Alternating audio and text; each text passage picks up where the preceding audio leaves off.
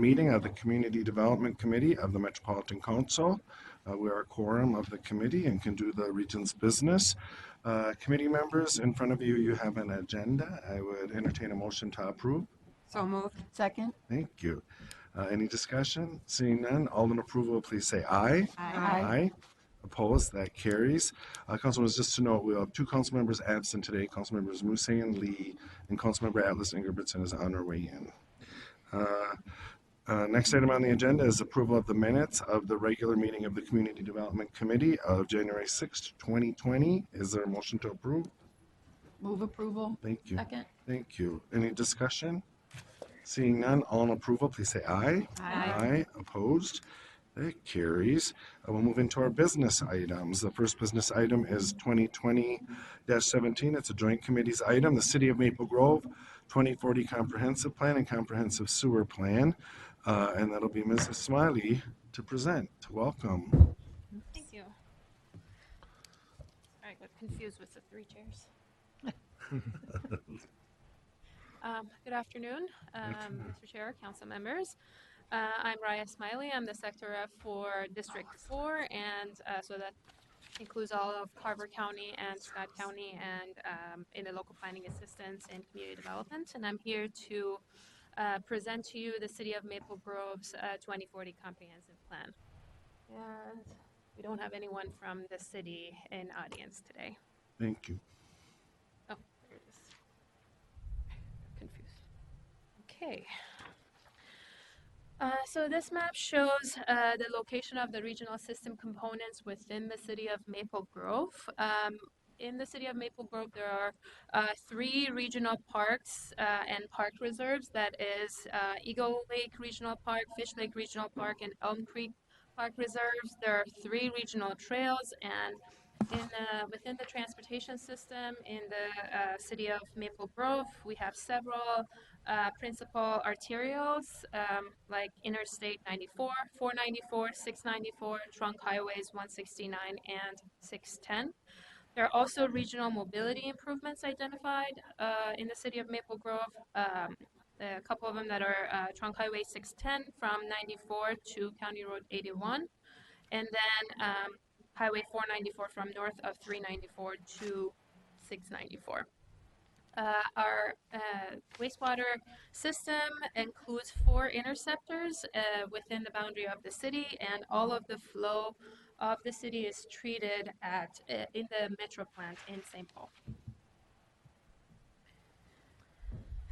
Thrive MSP 2040 has designated the city of Maple Grove as a suburban edge. Maple Grove is located in north central Hennepin County and is surrounded by the cities of Dayton, Champlin, Brooklyn Park, Osseo, New Hope, Plymouth, Medina, Corcoran, and Rogers. Table 1, which is also included in your staff report, shows that between 2020 and 2040, the council forecasts that the city will grow by 18,800 people, representing 6,500 households, and there will be an increase of 8,600 jobs within the city in the same time frame. Table 2, which is actually table 3 of your staff report, shows that this shows the planned residential density in the suburban edge areas of the city, which is all of the city. The overall density for guided residential land is expected to be between 3.9 and 7.1 units per acre. The suburban edge communities are expected to plan for forecasted population and household growth at an overall average minimum of 3 units an acre, and therefore the City of Maple Grove's plan is consistent with our land use policies. This is a map that shows the existing land use within the City of Maple Grove, and the city is predominantly residential. That's almost over 50% of the entire city. And it includes commercial industrial development along key transportation corridors. The land use includes a gravel mining area that they call GMA that is in east, kind of like in the middle of the city. And the mining activities in this area are expected to gradually decrease, and the development will continue to occur in a phased manner based on that mining activity decreasing over time. The city's future land use map is figure 4 of your staff report. The future land use, similar to existing land use, includes not only the conventional land uses such as low density, high density, and so on, but it also defines special land use categories within that gravel mining area. Those are in the legend in front of you on the right side. These include similar land uses, so they're residential, commercial, and industrial, as well as designations that allow for a mix of uses within the GMA.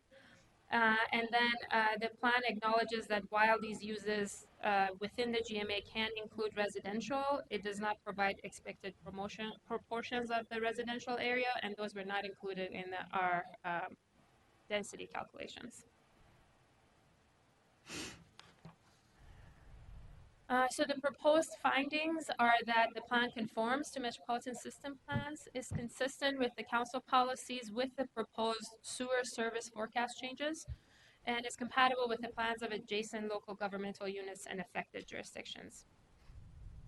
On Tuesday, January 28th, the Environmental Services staff will present this plan to the Environment Committee, and then this plan is scheduled to be on the Metropolitan Council's agenda on February 12th.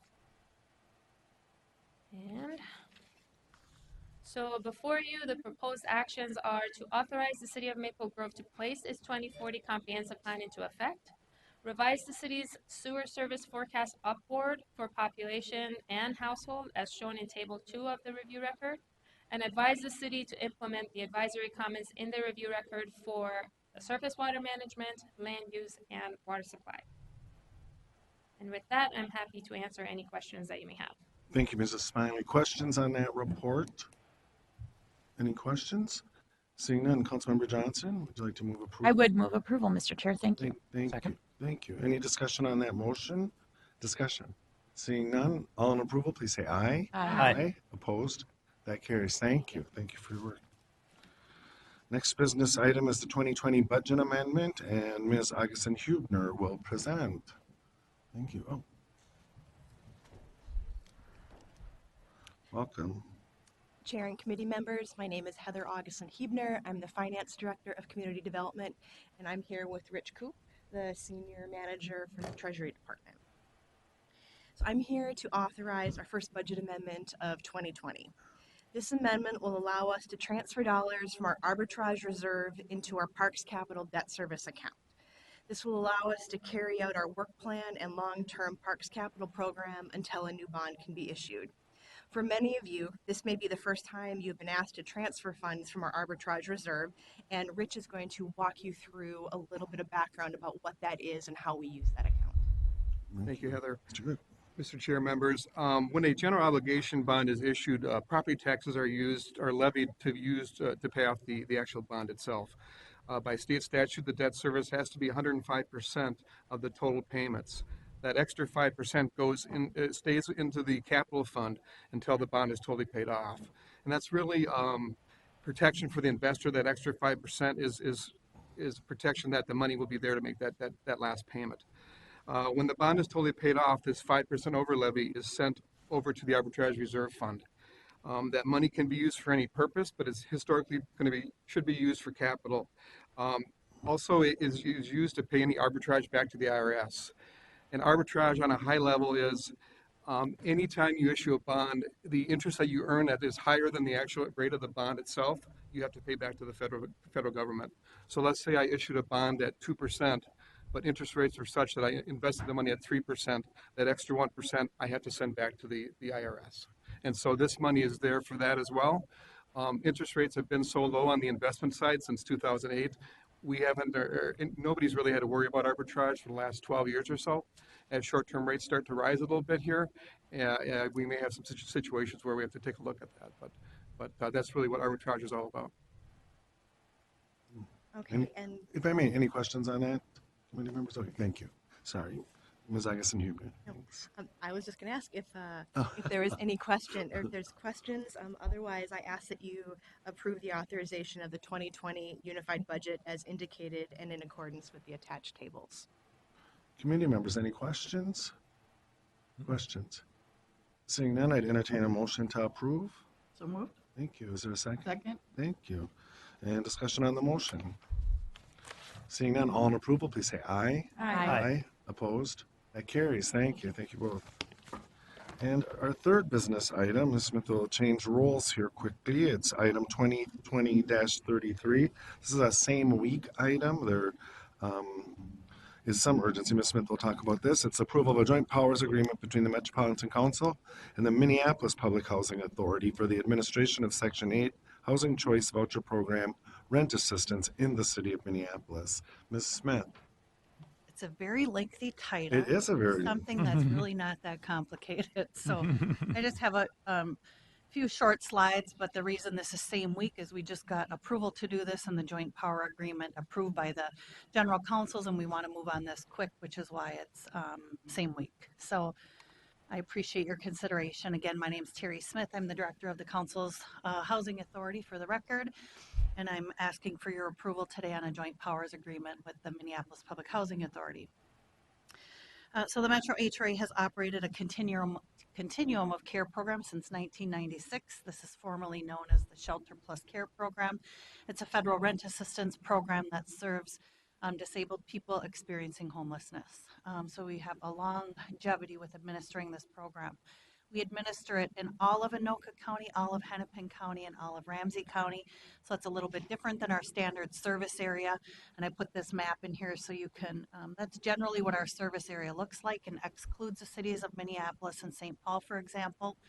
And when HUD issued these vouchers many, many years ago, St. Paul and Minneapolis and many other housing authorities didn't apply for them. The council applied, and that's why our service areas expanded for these areas. The Metro HRA serves 283 people on the Continuum of Care program today. And the program model no longer works. Back in 2014, HUD changed the rules on how the Continuum of Care program is administered and incorporated, that was at the time, coordinated entry was implemented, and that's a single county-wide entry system for people experiencing homelessness to better allocate resources. It was at that time that HUD eliminated the service component for this program. That when it was called Shelter Plus Care, that really made sense because the housing authority provided the shelter in form of housing assistance, and then the counties provided the care in terms of the support services to ensure people experiencing homeless could remain successful in independent living. And in 2014, that care component was eliminated. So there's no longer support service requirements in that program. And I think even the biggest thing yet is there's no service funding for these vouchers. So the counties have kind of stepped back and said they could no longer provide the services for these programs. And the model changed from a two-way partnership to a triangular three-way partnership with coordinated entry that just doesn't work anymore. And so since about 2016, we've been trying to figure out what we should do with this program. One of the options is to reallocate it, which means send it back to the continuums of care, and then they make a decision on their governing board how to reallocate the funds. Or to transition the program to another provider. So we tried that avenue pretty much all of 2018. We were trying to find a new provider for this, and because housing authorities are measured on the service components, but we don't provide services, we were trying to find a service provider to take over the program without success because there's no money connected to it. So a decision was made in conjunction with HUD, our funding partner, with the counties, Hennepin, Ramsey, and Anoka, and the continuums of care to reallocate the grants back to the continuums of care. There's a continuum in Hennepin County, there's a continuum in Ramsey County, and then there's a continuum of care that's multiple counties, including Anoka. So this was a joint decision that was made. As I indicated on the previous slide, we currently have 283 households that are on the Continuum of Care program. All will be transitioned to the Housing Choice Voucher program.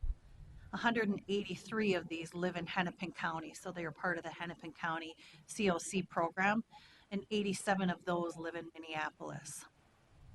Normally, when somebody moves from Metro HRA service area to Minneapolis or MPHA, the Public Housing Agency administers that voucher.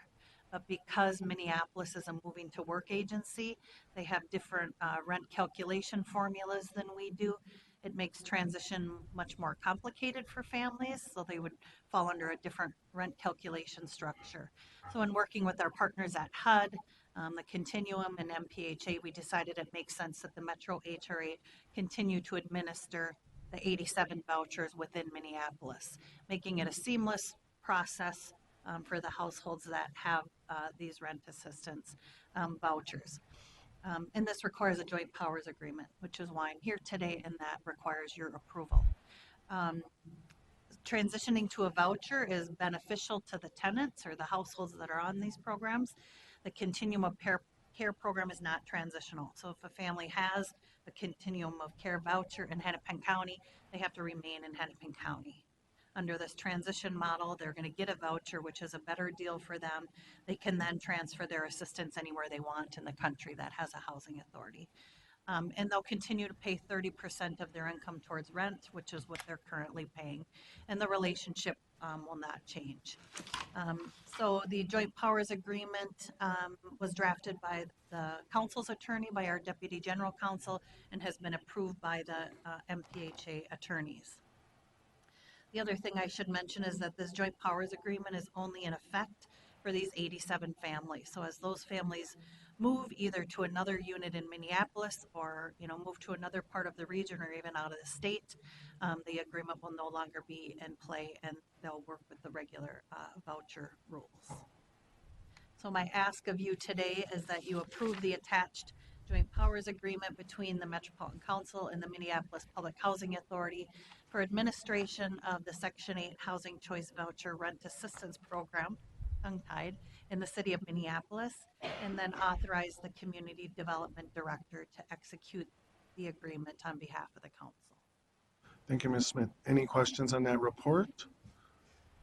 Councilmember Chambliss. Yes, thank you, Chair and Terry. I have a question about the continuum of care providers that are going to be independent after this change.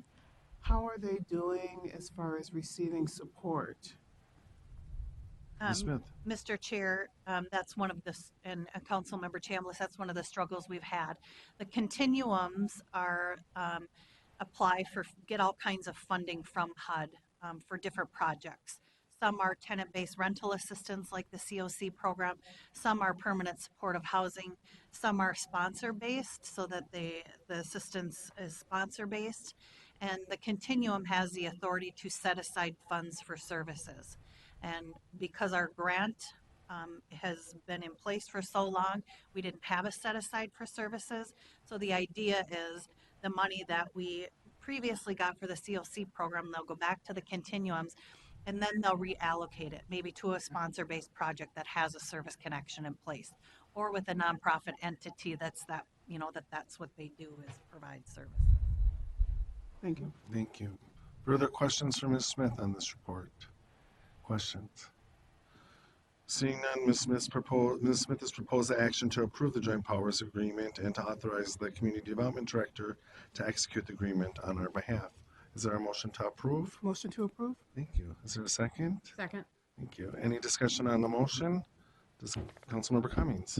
Thank you, Chair. I just would like to say once again, we're thanking you all the time, but I think that the partnerships that you have with the other HRAs are so important, clearly, and the rules change all the time, and you have to be nimble, and you have to figure out, okay, well, if this, then that, and you do such an outstanding job of that. It's very complicated stuff, so I would like to thank you again for always looking out for those who need our assistance the most. It's really important. Thank you. Here. Thank you. Further discussion? Seeing none, all in approval, please say aye. Aye. Opposed? That carries. Thank you, Ms. Smith. We'll move into our information items on the agenda. The first is the draft equity analysis requirement for park and trail master plans. And we have Ms. Kinney here to present, and I assume Ms. Vandergrift, who I've not had the pleasure of meeting yet, so nice to see you. Welcome. Ms. Kinney. Chair Lilligren, council members, hi, my name is Tracy Kinney. I'm Senior Planner in Regional Parks and Natural Resources. And today I'm joined with Darcy Vandergrift, Principal Researcher in Research. And today before you is an information item on the Draft Equity Analysis Master Plan requirement. The 2018 update of the 2040 Regional Parks Policy Plan added the expectation to create an equity analysis requirement to address equity priorities at the onset of planning, in contrast with the implementation or funding phase of the project through the equity toolkit. The requirement is designed to ensure that questions of who benefits and who is affected by the development of a regional recreational resource will be included in all regional park and trail master plans. We're coming before you today to discuss the draft equity analysis requirement, the process that we have taken, and the input to date. At the close of our remarks, we will ask for your advice on the draft requirement and its implementation. We are planning to bring this proposal to the Metropolitan Parks and Open Space at their next meeting as a business item on February 6th. And then this item will come to you for consideration at your February 18th meeting. First, I'll give you an overview of the Metropolitan Council's regional park system equity initiatives. There are 4. The equity toolkit, as I mentioned in the last slide, beginning statements. The equity toolkit is an equity lens for implementation funding requests. The 2019 Equity Grant Program pilot is a competitive program focused on equity projects. And then programming and public engagement. This initiative addresses a host of efforts by the Parks Ambassador. And the 4th initiative, the Equity Analysis Master Plan requirement. This is an equity lens for parks and trails master plans. Darcy and I will discuss this today.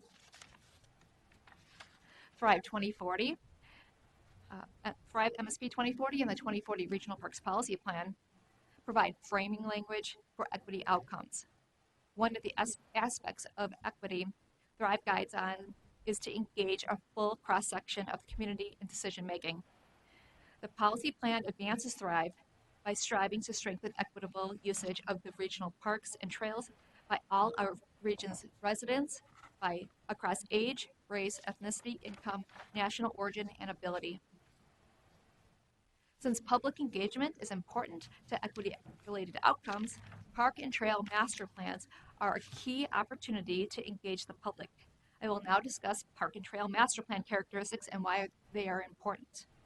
Park and trail master plans are long-term development visions that are amended when improvements are substantial. Agencies must engage the public to develop master plans. You may recall a few recent ones, the CP Rail Regional Trail or the Mississippi Gorge Regional Trail that came before you. As you know, the Metropolitan Council guides and funds the regional park system per state statute. The 10 implementing agencies own and manage the system. The Regional Parks Policy Plan guides and identifies the parks and trails units in the system. Each park and trail in the regional park system have master plans. That's over 113 master plans. The council uses park and trail master plans as documents of record to ensure they are consistent with council policies. Council-approved master plans are also one of the criteria for funding requests. The council has criteria for master plans. The equity analysis requirements will be one of these requirements. Since public engagement is important to equity outcomes and agencies engage the public in the development of these master plans, the equity analysis requirement examines the public engagement process and master plan outcomes to ensure equity was considered at the forefront and throughout the master planning process. Darcy will now discuss the process we took to develop the requirement and the advice we heard and incorporated to date. Ms. Vandergrift, welcome. Thank you, Mr. Chair and council members. It's a pleasure to be before you, and thank you for your service to our region. I'm going to share with you a little bit the process that we went through in drafting the equity analysis requirement. It was founded on, you see that there on the slide that there's prior work, and there was a lot of consultation between parks and the Metropolitan Parks and Open Spaces Commission, with the Equity Advisory Committee, with implementing agencies to develop specifically the equity toolkit that Tracy mentioned, and also the equity grant program. But we didn't start from scratch in creating this. But at the same time, I want to emphasize that this is a process of a lot of collaboration, which you see that happened between July and October. So this included conversations with MPOSC and also with implementing agency directors, and also the planning staff in one-on-one interviews with all 10 implementing agencies before we even started drafting the proposal. And we felt that this collaboration was really important because it allowed us to draft the equity analysis requirement really using the values and ideals that that MPOSC and the implementing agencies had in creating these requirements for master plans.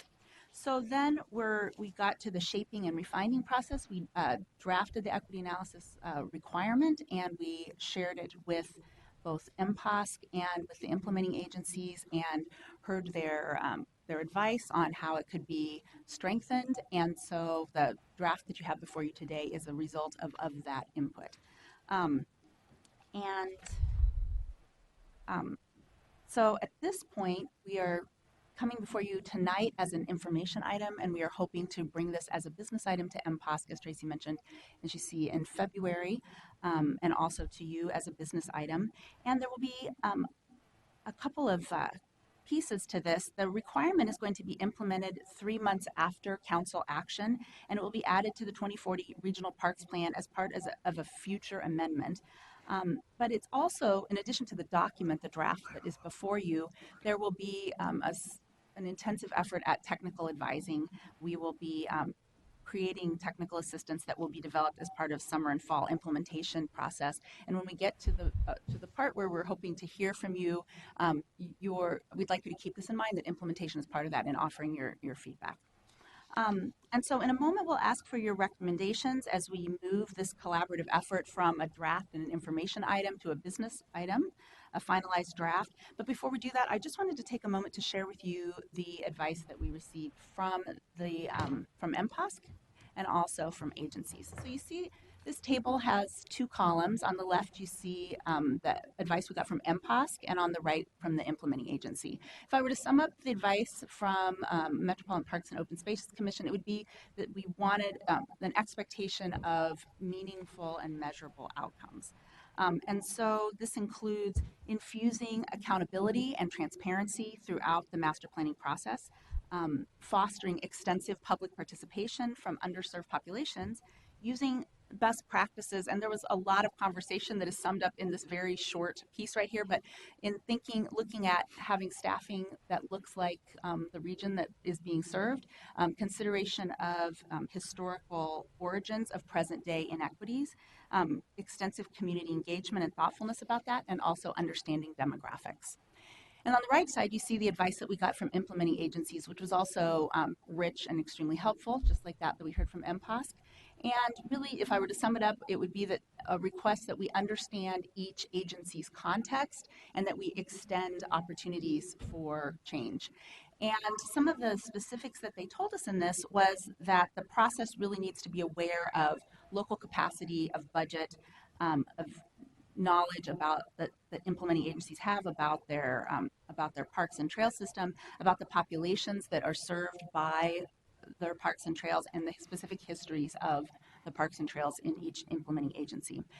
There was also a desire to seize opportunities and get to work. I think it's important to note that agencies that are putting forward master plans are already working to change the way that they're doing master planning to reflect the equity analysis requirement that's coming along, that they're already hearing and trying to incorporate the implications of the equity analysis requirement. But also they wanted us to be aware, and you know this coming from different parts of the region, that there are differences across the 10 agencies. So using the input from MPOSC and the implementing agencies, we drafted the equity analysis requirement, and Tracy will now briefly review this draft with you, and before we hear your hopes and concerns about the draft. Thanks, Darcy. I will present the draft equity analysis requirement. The full text is located on page 2 of your information item. The proposed equity analysis requirement is an examination of the public engagement process and outcomes for stakeholders by race, ethnicity, national origin, income, ability, age, and other pertinent characteristics. The draft requirement is organized into 3 series of questions. The 3 parts include project data, public engagement and participation, and an evaluation summary. The project data section asks questions of scope and context, including what are the boundaries and demographics of the public engagement area, and what is known about future stakeholders, underserved populations, and how the region's history created present-day inequitable outcomes. The public engagement and participation section asks questions about the participants' engagement and the learnings from the public engagement activities. Questions for this section include which stakeholders contributed to the planning effort, what engagement, outreach, and communication was conducted for stakeholders, and what did you learn from the engagement. And the final section of the new requirement is an evaluation summary, which includes questions about transparency and accountability. These questions include how did public engagement activities impact the decisions and policies made, and how will the planning effort create better outcomes. In summary, Thrive and the Regional Parks Policy Plan include framing language for equity related to engaging a full cross-section of the community in decision-making, to operationalize the policy plan's guidance to strengthen equitable access to the regional park system. An equity analysis requirement is being applied to master plans. Master plans are long-term visions that shape the future of park and trail units, and agencies engage the public to develop these plans. The requirement examines the public engagement process and master plan outcomes to ensure equity was considered at the forefront and throughout the process. As we said earlier, the equity analysis requirement will come before you as a business item for your consideration in February. At this time, we ask for your advice on the draft requirement that I have just presented. The question before you is, what advice do you have for the draft requirement and its implementation? Thank you. Thank you, Ms. Kinney. Discussion on this report. Councilmember Atlas Ingebretson. Thank you, Chair. I'll just share a few notes from the MPOSC meeting where this was first presented as an information item.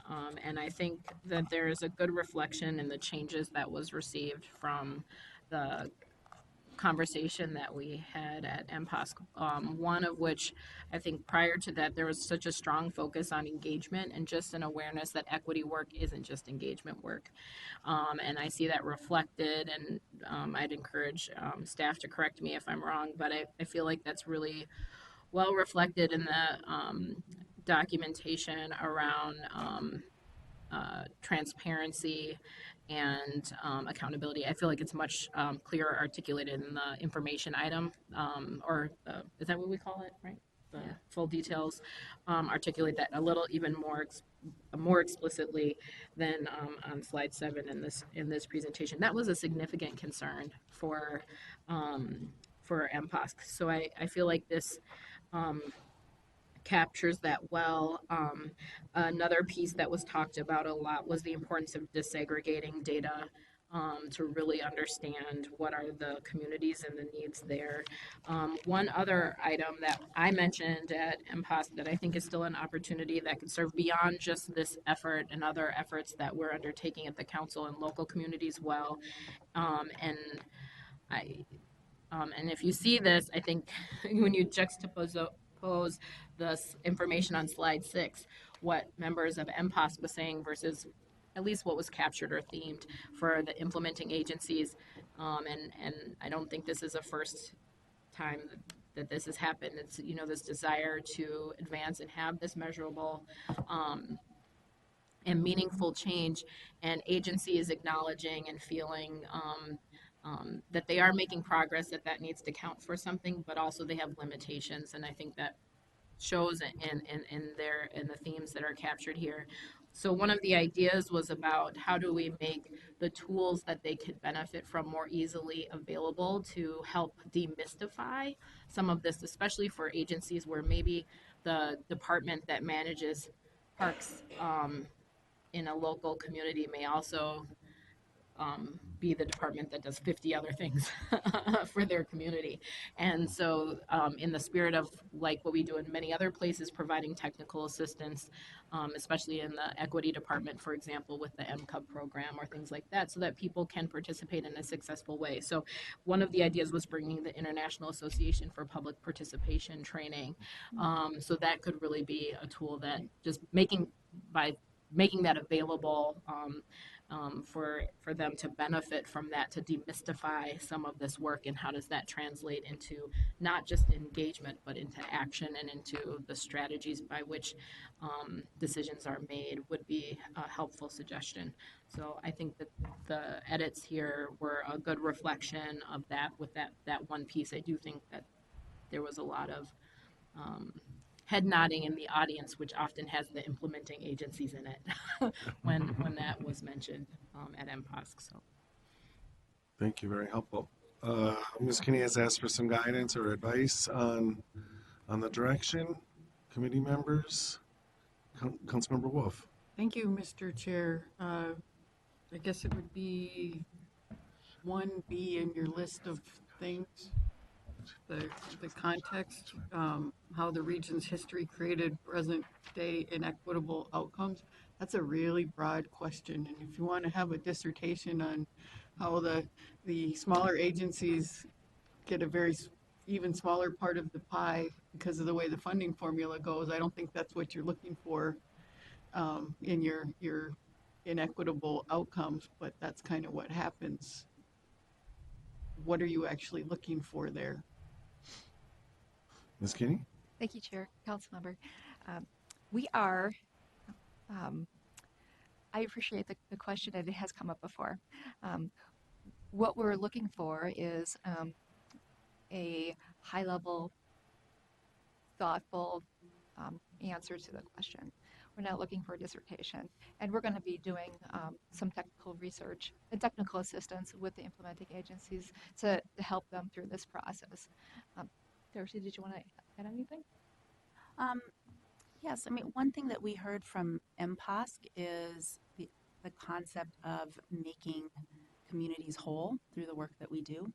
And one thing that this is asking about in present-day inequitable outcomes is what are the parts of our region's history that have affected the distribution of creation of the regional park system.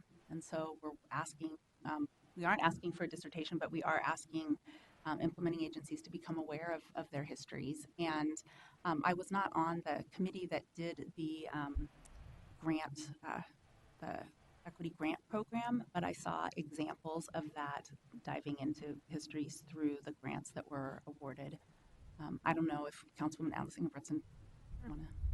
Councilmember Allison-Britson. Chair, I think so it's not the first time this kind of a question has been posed for the implementing agencies. The grants is a great example for that, and certainly in many conversations that have happened over the last at least 5 years that I've been six or so years engaged in with implementing agencies on issues of equity. But I think that this is something also that we'll be getting into more as a council, as well as talking about what does equity mean. And so there's multiple ways to answer that question, but in the work of our field, being public administration of resources, and I think equity is kind of sometimes a confusing term, because what equity work really is inequity work. We're working on adjusting and righting historic inequities in community. And so I think the key to this is what you all shared, is that this is going to be an area where we have to provide technical assistance and support to the implementing agencies to help them get through that. I think, and I realize this can be confusing for people, because when you think of equity work, you can think of going forward. What do we do that's equitable? But that's not, when we talk about equity work and I think that the government, I'm going to mess up this acronym, but maybe you can help me. GARE stands for Government Alliance for Racial Equity. They have now some nice resources on their website. I encourage colleagues to go take a look, especially prior to our equity conversation. This is something that we like to think is and it is complex, like all things in life are complex, but there's a ton of great research out there. It's Googleable, that's a term, and people can see that. My experience has led me to believe that oftentimes we don't take the time to invest in that education, self-education practice ourselves, and that there's a lot of resources people can lean on. Sometimes it's because we have busy days, and so I think a part of this work is about making this as supported a process as possible for the implementing agencies. But this is about righting historic inequities, and we saw that illustrated really well. And I believe all those grant application narratives are available from the equity grant process, and you could see how implementing agencies talked and answered those questions. And some did struggle with it too, but that's a part of the important learning that needs to go on. Thank you. And Councilmember Wolf, to your point, Councilmember Wolf, the historic distribution of formula funds would or could be part of the context. Oh, thank you, Mr. Chair, because, I mean, like I said in our last meeting, some of the parks don't have anything in them. And as far as seeing people working in the park that look like the population, most of the parks I go to, I never see somebody working because the parks that I go to don't really have any stuff in them. So, you know, there different parts of our park system are very, very different in their what facilities they have available and staff and all of that.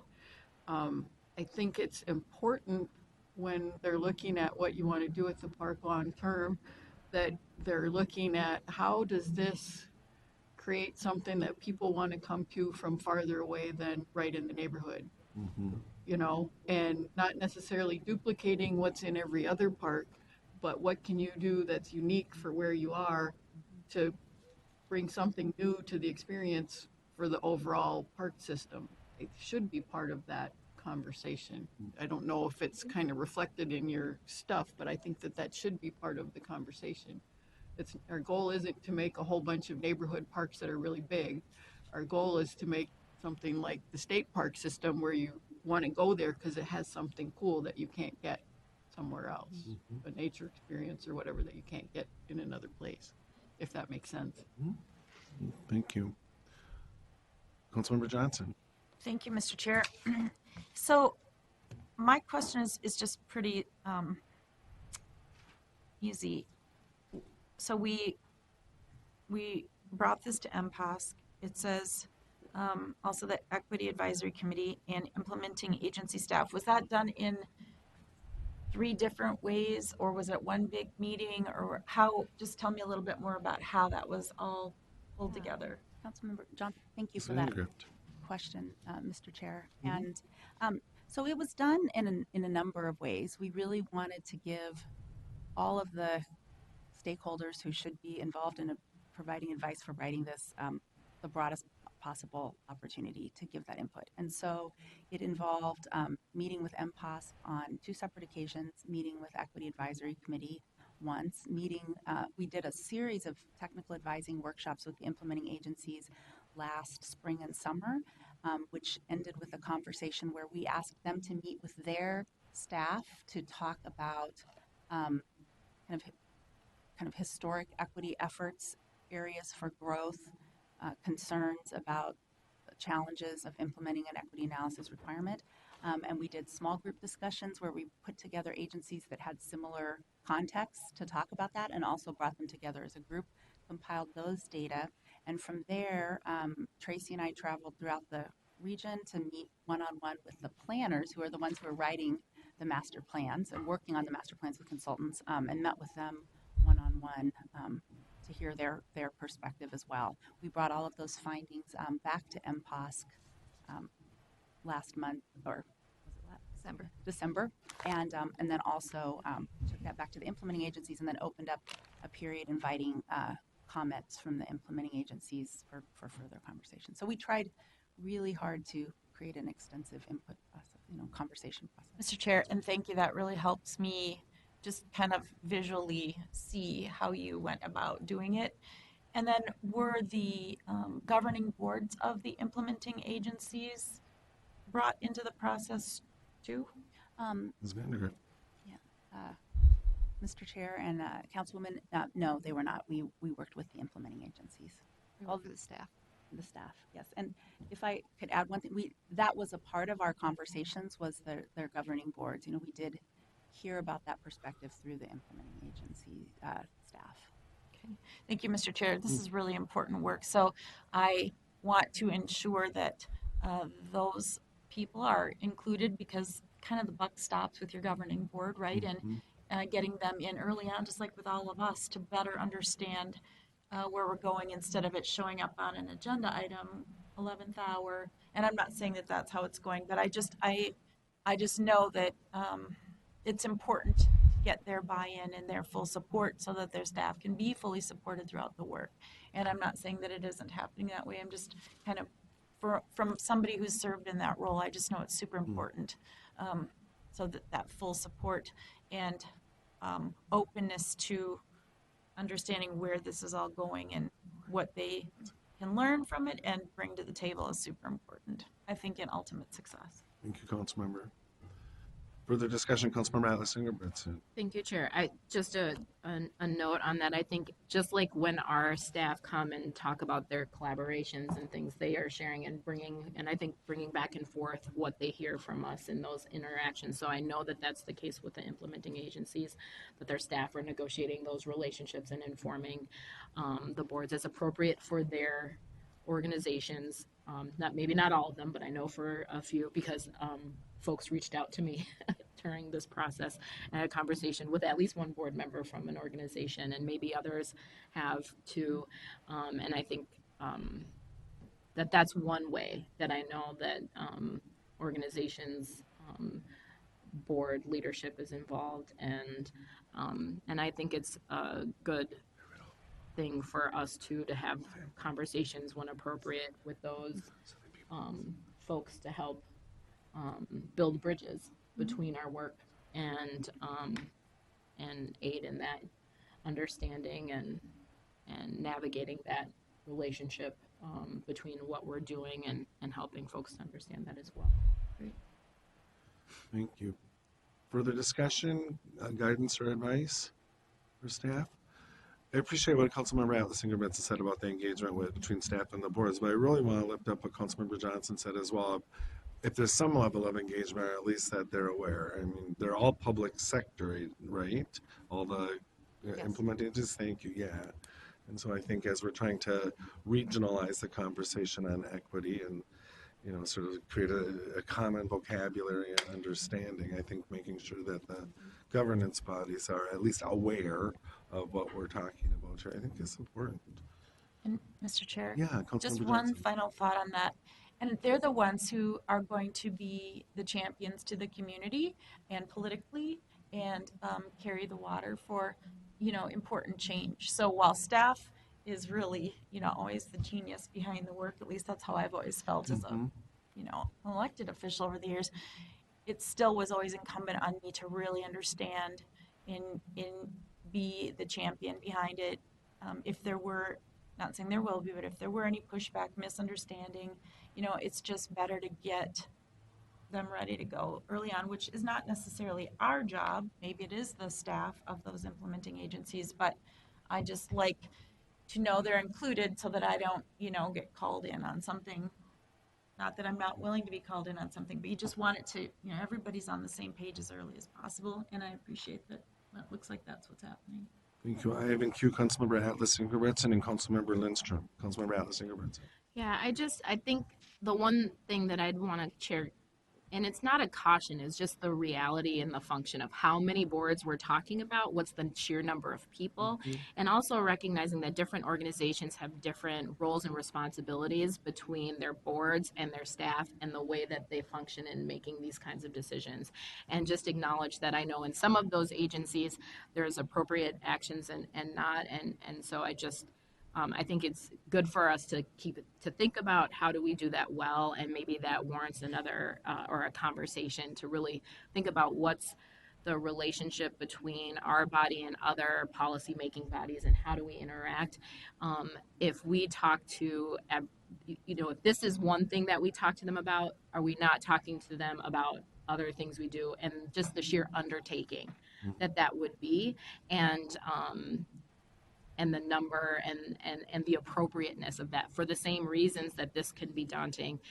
Think about the capacity of, you know, when we think about just the metropolitan area, not including Three Rivers or, you know, it's all of those cities, and they're different.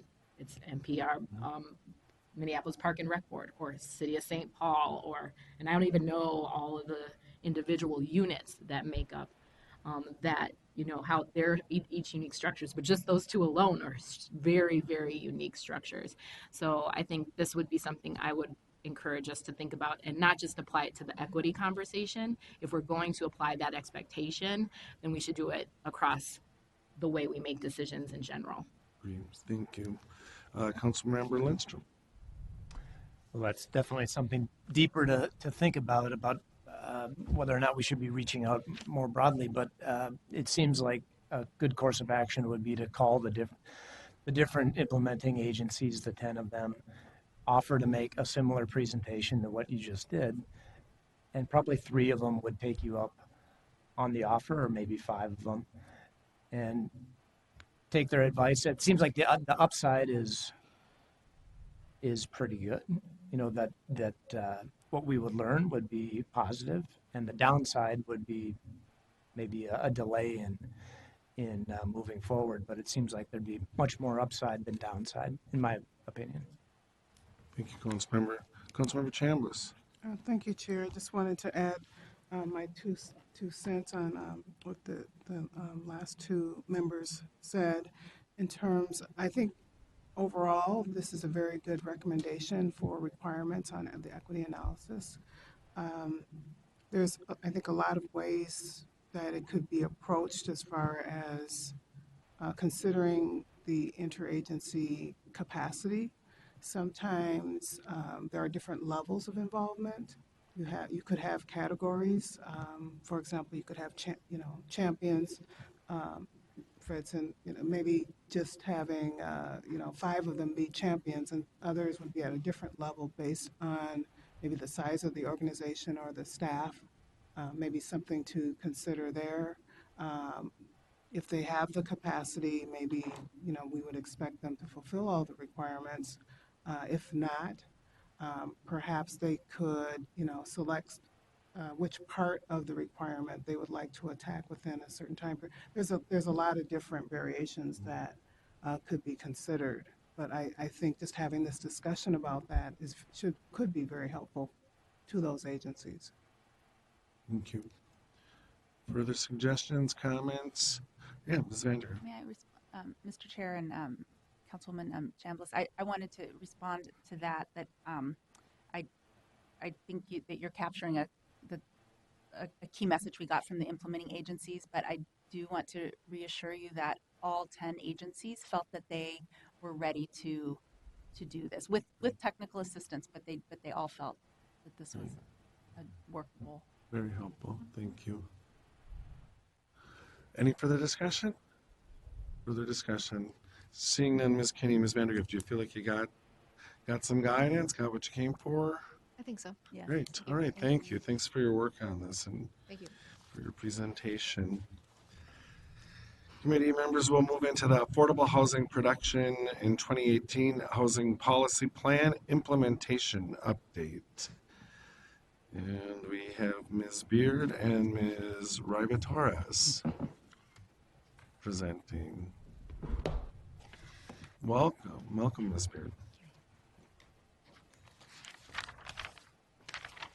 Thank you, Mr. Chair. Good evening, members of the committee. My name again is Tara Beard. I'm the manager of the Livable Communities Unit in Community Development, and with me is Kristen Riva-Torres, who is a senior researcher in the Research Department of Community Development. Thank you. And I'm going to kick us off briefly and then hand it over to Kristen. But starting off, just want to give you a sense of why we're here. I recall at a couple CDC meetings earlier or I should say late last year, some conversations around, well, how are we doing in terms of affordable housing? What is the need and what is the production and what are the numbers? And I believe I teased that we would be coming back to talk to you about this as we do every year, not only because we should, but because it's required by statute. And within the Livable Communities Act, we are required to once a year visit you and give you a sort of report card of sorts on where affordable housing is being created across the region and what types of affordable housing they are. We also talk about the need for updating data and understanding how our policies are affecting the region's range of housing options in Thrive MSP and our 2040 Housing Policy Plan. And then, as you know, we have various programs, supports, technical assistance, and we can best align that work with the Council's goals for affordable housing, of course, if we understand what the need is and how progress is being made to address it. So that's the why of why we track affordable housing data and share it with you annually. And now Kristen's going to talk a little bit more about how we do that and what we learned in 2018 and what the trends have been over time. Great. Ms. Rabitorres, thanks for being here. Welcome to the committee. Thank you. Thank you. Nice to be here. Thanks for having me talk about affordable housing production and trends in 2018. And please, if I misspeak and say 2019, just remember that it's 2018. It's so hard to be in 2020 now and talking about 2018, but I'm going to do my best and we'll struggle through it together. Just a little bit about the affordable housing production data itself. It is a year-long process. It's a multi-step, multi-survey process. It begins with our building permit survey, where we ask cities and townships in the region about permitted development projects, both residential and non-residential. This information is a little bit better than the federal data that we have access to, and it gives us more accurate information to feed into our annual population estimates and other data sources for the region. Then we follow up to the responses of that survey about 6 months later with the Housing Performance Score Survey. And at that time, we dig in more on residential development. We ask about price points, housing types, and the level of affordability of units. We also ask about the fiscal tools and incentives that communities are using to encourage affordable housing and life cycle housing. Just to kind of flag it early, we do not collect information about the number of bedrooms of these housing units or the overall square footage at this time. Okay, so I'm not going to have that information later. We validate the responses from both surveys through a series of secondary data sources, the council's own SAC reports, county parcel data, commercial data sets that we subscribe to, and just reaching out and talking with our local government staff about development that's taking place in their community. Both of these data sets, both the building permit survey and the affordable housing production, it's just a great example of local government and the council working together to create an integrated data set. I do want to thank the team behind that arrow, involving our information service staff, Jim Dudley, Elias Anthen, and Julie Opitz, and my fellow research staff, Matt Schroeder, Joel Nyhus, and Deb Conley. They make it easy when it's not. So to dig into the question of affordability, of course, we need to start with both incomes and the price point of housing.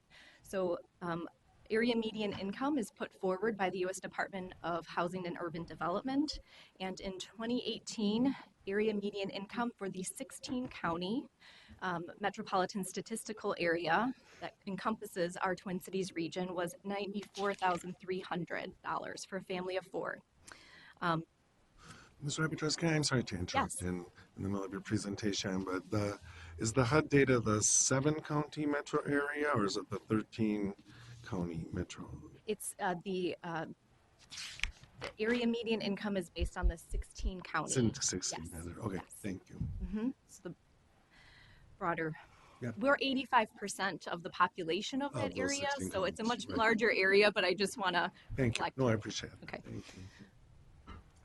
As far as what the council considers a low-income household, we look at households that have incomes up to 60% of the area median income set by HUD. So that was $54,200 for a family of four in 2018.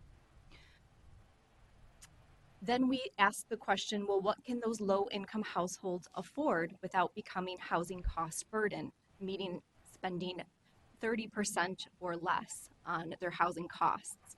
And that is where we arrive at the affordability limits that you see here by bedroom size for rental units and then for an owner-occupied unit. So that would be like a sale price. I want to mention, and I probably won't do this well, but I just want to say that, you know, we're talking about low-income households, we're talking about affordability and using these definitions, and that's all well and good, but we know that the issue of housing affordability looks and feels very different across our region, and it feels, the experience of that housing affordability just really isn't captured or reflected necessarily in these definitions. And so thinking about that a little bit more and reflecting in preparation for today, I just want to go back to this slide. I was looking at American Community Survey data, and the median household income of the city of Minneapolis in 2018 was just under $59,000. For St. Paul, it was just over $55,000. So that's right around that 60% area median income level for those two cities. And we have other places in the region that have median incomes for the city that are below 60% AMI. And we also have several small areas like Hilltop, Landfall, Fort Snelling that are kind of specialized that have median incomes under $35,000. So when we talk about the price point of these units and we talk about affordability, it can feel very different across our region. And I just want to acknowledge that. And I think we all have an experience of that in one way or another. Okay. So I have good news to share with you today about housing, affordable housing production in 2018.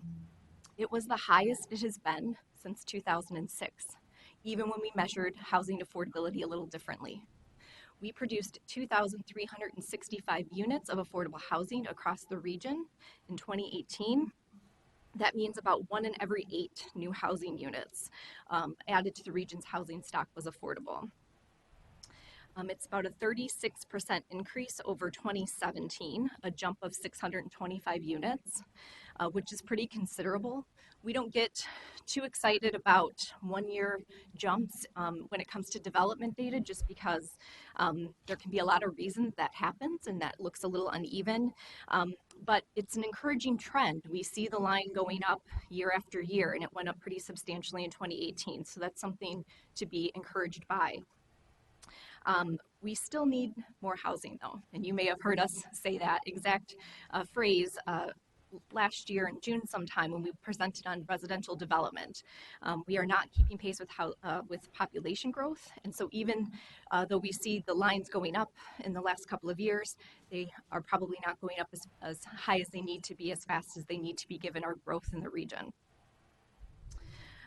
We've mapped where new affordable housing was built in 2018 and listed the top producers of new units there on the slide. We had 36 communities that added at least 1 unit of affordable housing. So there's some shade of green on that map. And that's fairly standard. 18 communities added 10 or more units. There were 10 mixed income projects and 32 multifamily developments that had affordable units included. Now, broadening our scope a bit to look at affordable housing production since 2011, we see that there are about 85 communities, so the map is filled in quite a bit. Please note the change in the legend there, that the last 2 categories are bumped up for this broader time span. We've added, since 2011, we've added about 11,400 new affordable units. And that's roughly almost split evenly between the combined total of Minneapolis and St. Paul and the affordable unit totals across the rest of the region. I want to tell you a little bit about these 2,365 new affordable units that we added in 2018. There are 3 trends that we track in particular. They have not changed much over the last couple of years, but there's still one way to unpack this information. The first is that the vast majority of new affordable units added in 2018 were in that 51 to 60% AMI affordability band, as you can see in this line chart. Units at 50% AMI or below, which is where a lot of the need in our region is, you see far less production at those price points.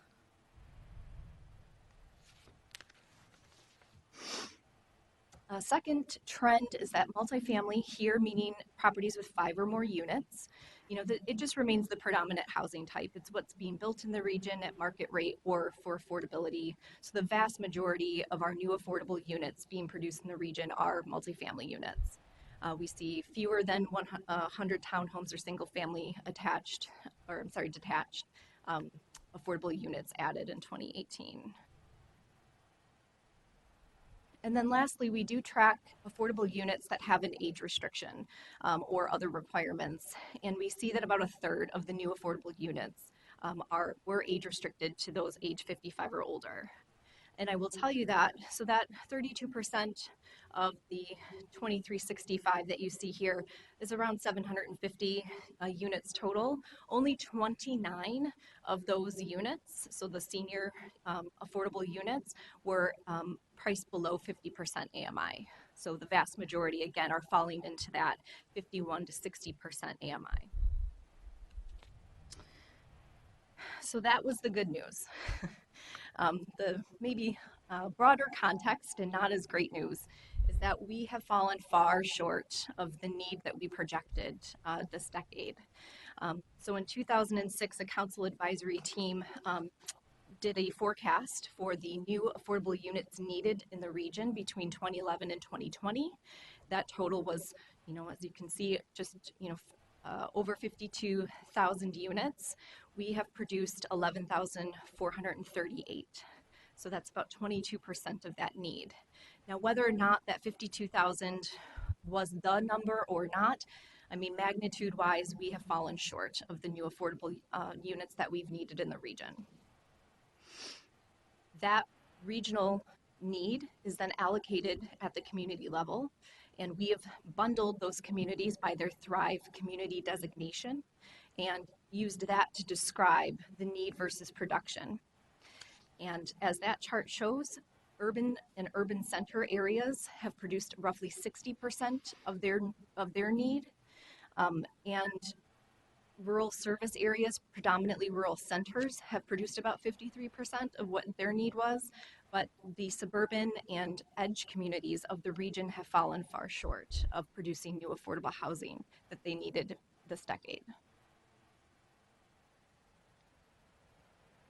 Oh, I'm sorry, Councilmember Wolf. Sorry. Thank you, Mr. Chair. I know when we came up with that 52,000 number, it was based on what we thought growth was going to be overall in the decade, and it ended up being significantly less than that. Do you know off the top of your head how much we've had so far this decade compared to what we thought we were going to have this decade? Ms. Rabatoris. Yes. Chair Lilligren, Councilmember Wolf, I do have that information, and I'm happy to follow up with you. I don't have it in front of me, but it would have been revised downward, and our growth, it would have impacted the forecast. Mr. Chair. Yeah, Councilmember Johnson. Thank you. And to that point, because I know it's a moment in time report, because I think you said 2006 this was estimated. Yes. But it would really be nice to have that number to know where we are in reality, because that was a long time ago. So that helps when you are, again, just in reality, where are we today? Is it better or worse than what we're seeing? That's all. Agreed. Thank you. Ms. Beard. If I could interrupt, Mr. Yeah. Chair. Thank you, Councilmember Johnson. I absolutely agree, and we will get that number for you. I think we're very confident that that reduction would still reflect that units added is far less than even half of what the need was. Sure. Thank you. Thanks. So as long as I've been giving this presentation and writing this report, it has always come down to this question on this next slide. Does production offset loss? And the answer, even though I don't have a number to share with you today, and haven't ever had a number to share with you on this exact question, but the answer is it is unlikely. And, you know, the reasons for that, which are not, I did not exhaust here on the slide, but the loss of naturally occurring affordable housing is something that has been looked at. Minnesota Housing did a report that estimated that the region, so the 7-county area, has lost about 10,500 units of naturally occurring affordable housing since 2010. So that if we think about our production since 2011 versus even just that number, we might be at a break-even point if their analysis is correct. The demands for rental assistance remain extremely high. In 2019, when Metro HRA and the two and Minneapolis and St. Paul housing authorities opened their wait lists, 45,000 applicants or applications were received for that opportunity. And I believe, as my colleague Matt Schroeder updated you in June with the population estimate data, we continue to have low vacancy rates, and they are putting pressure on housing costs, and those housing costs are rising faster than inflation. So again, that may contribute to that loss of naturally occurring affordable housing. And then we have new affordable production, and we have rental assistance programs opening up affordability in the private market. But are those things necessarily evening out? We don't think so. And I wish I had more firmer numbers to share with you on that. But what I do have are other numbers that really kind of underscore that we are, in fact, not breaking even or coming close to that. I want to highlight some data that we have put together that will be released in a new interactive that we'll publish next week, Visualizing Regional Inequities. This is a sort of 2.0 version on a tool that we produced, but it includes housing cost burden rates by tenure, and then further breaks down that information by race and ethnicity, by disability status, by income group, and we also have age information. And let me see here.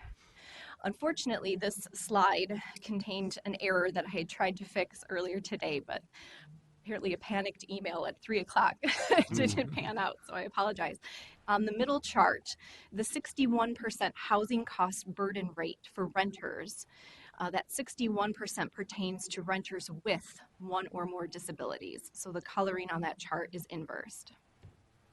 And the last chart that shows the coloring is correct on that last chart, just should have been reversed. But it does show that people of color and indigenous people have much higher cost burden rates. So do those with disabilities, and so do those that have lower incomes. None of this information is a surprise, but it's still jarring to see the disparities in these figures as we look at housing cost burden rates. The overall rate of housing cost burden among the region's renters has not changed substantially since 2000. It's holding steady at about 46% overall. And then when you get into more specific characteristics, we can see how that disaggregates the situation even further. We are not done slicing and dicing the 2018 production data.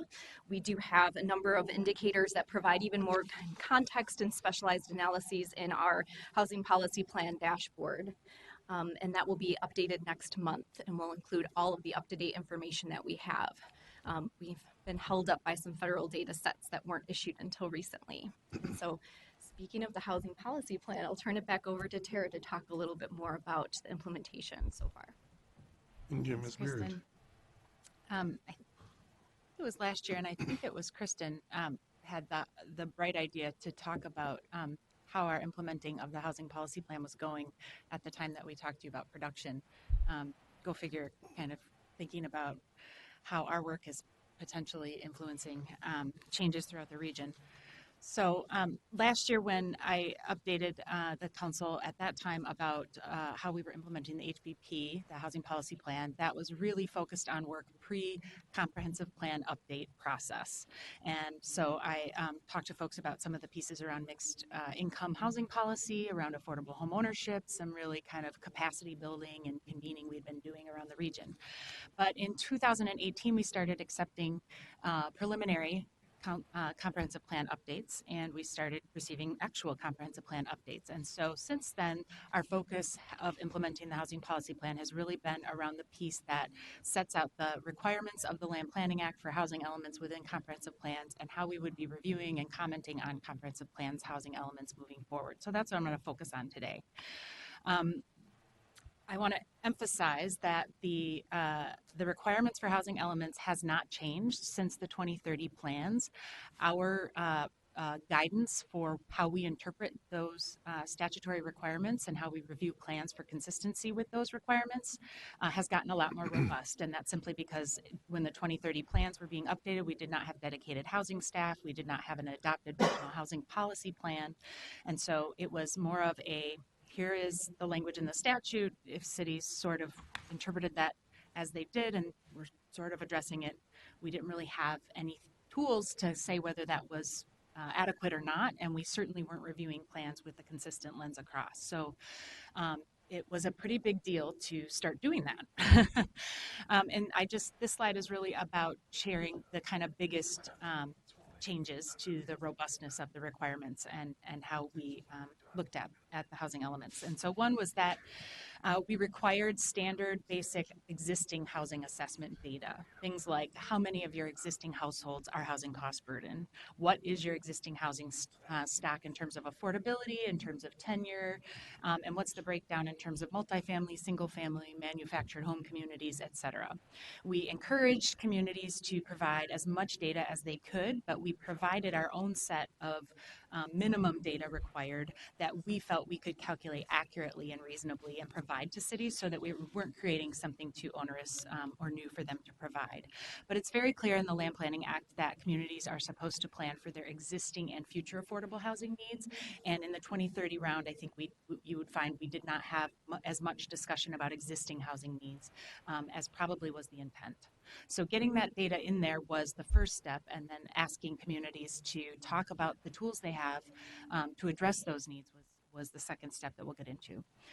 We have long practiced the Land Planning Act statute of providing sufficient land so that a community's share of the region's future need for affordable housing could be met through guiding land at high enough densities. Kristen just showed you how 98% of new affordable housing in 2018, and I believe that percent was the exact same 98% in 2017, is multifamily. So if a community isn't guiding for multifamily land, they really aren't even creating the basic environment for affordable housing to be built. And so that's one of the key kind of measures we take. We say, what's your allocation of need at your multifamily guided land? Could you meet that need at the minimum density for that? And in the 2030 round of updates, that minimum density was 6 units an acre. We increased that to 8 units an acre for the 2040 plans. That's still significantly less dense than the vast majority of new affordable housing being constructed, but it does allow for attached single-family housing, townhomes, et cetera, which can sometimes be built affordably to be a part of the equation.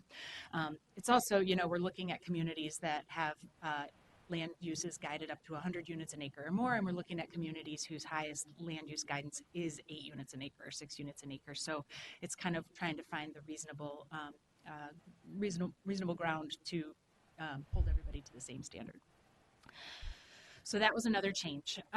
Implementation plans. So implementation plans that address how a community is going to meet their existing and future housing needs, as I mentioned before, are required. There was no previous real guidance on how to do that.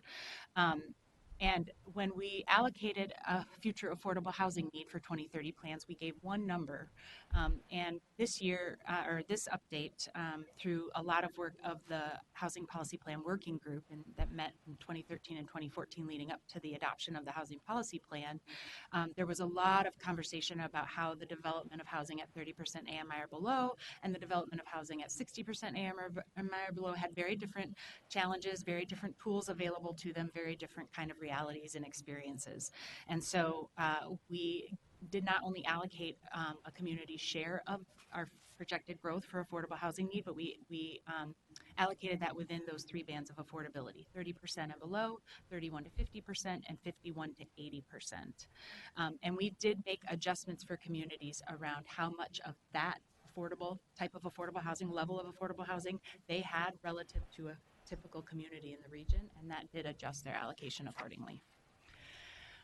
Finally, a big change was this idea of all policy plans, all housing elements needed to acknowledge all widely recognized available tools and talk about how what their policy direction was for the use of that tool as it related to their stated needs. And this was definitely one of the hardest kind of changes in terms of providing really consistent technical assistance and really hearing communities about their different concerns. It meant correcting a lot of misinformation out there about how certain tools are used. It meant correcting a lot of misinformation in here about housing tools are used, and really working with communities to do that. But the intention was to say, if there is a tool that folks in the region use to address affordable housing needs, and you have that need, whether in your projected or existing housing data, you need to acknowledge that tool exists, and you need to tell your community, you need to tell in your policy direction document, would you use that tool?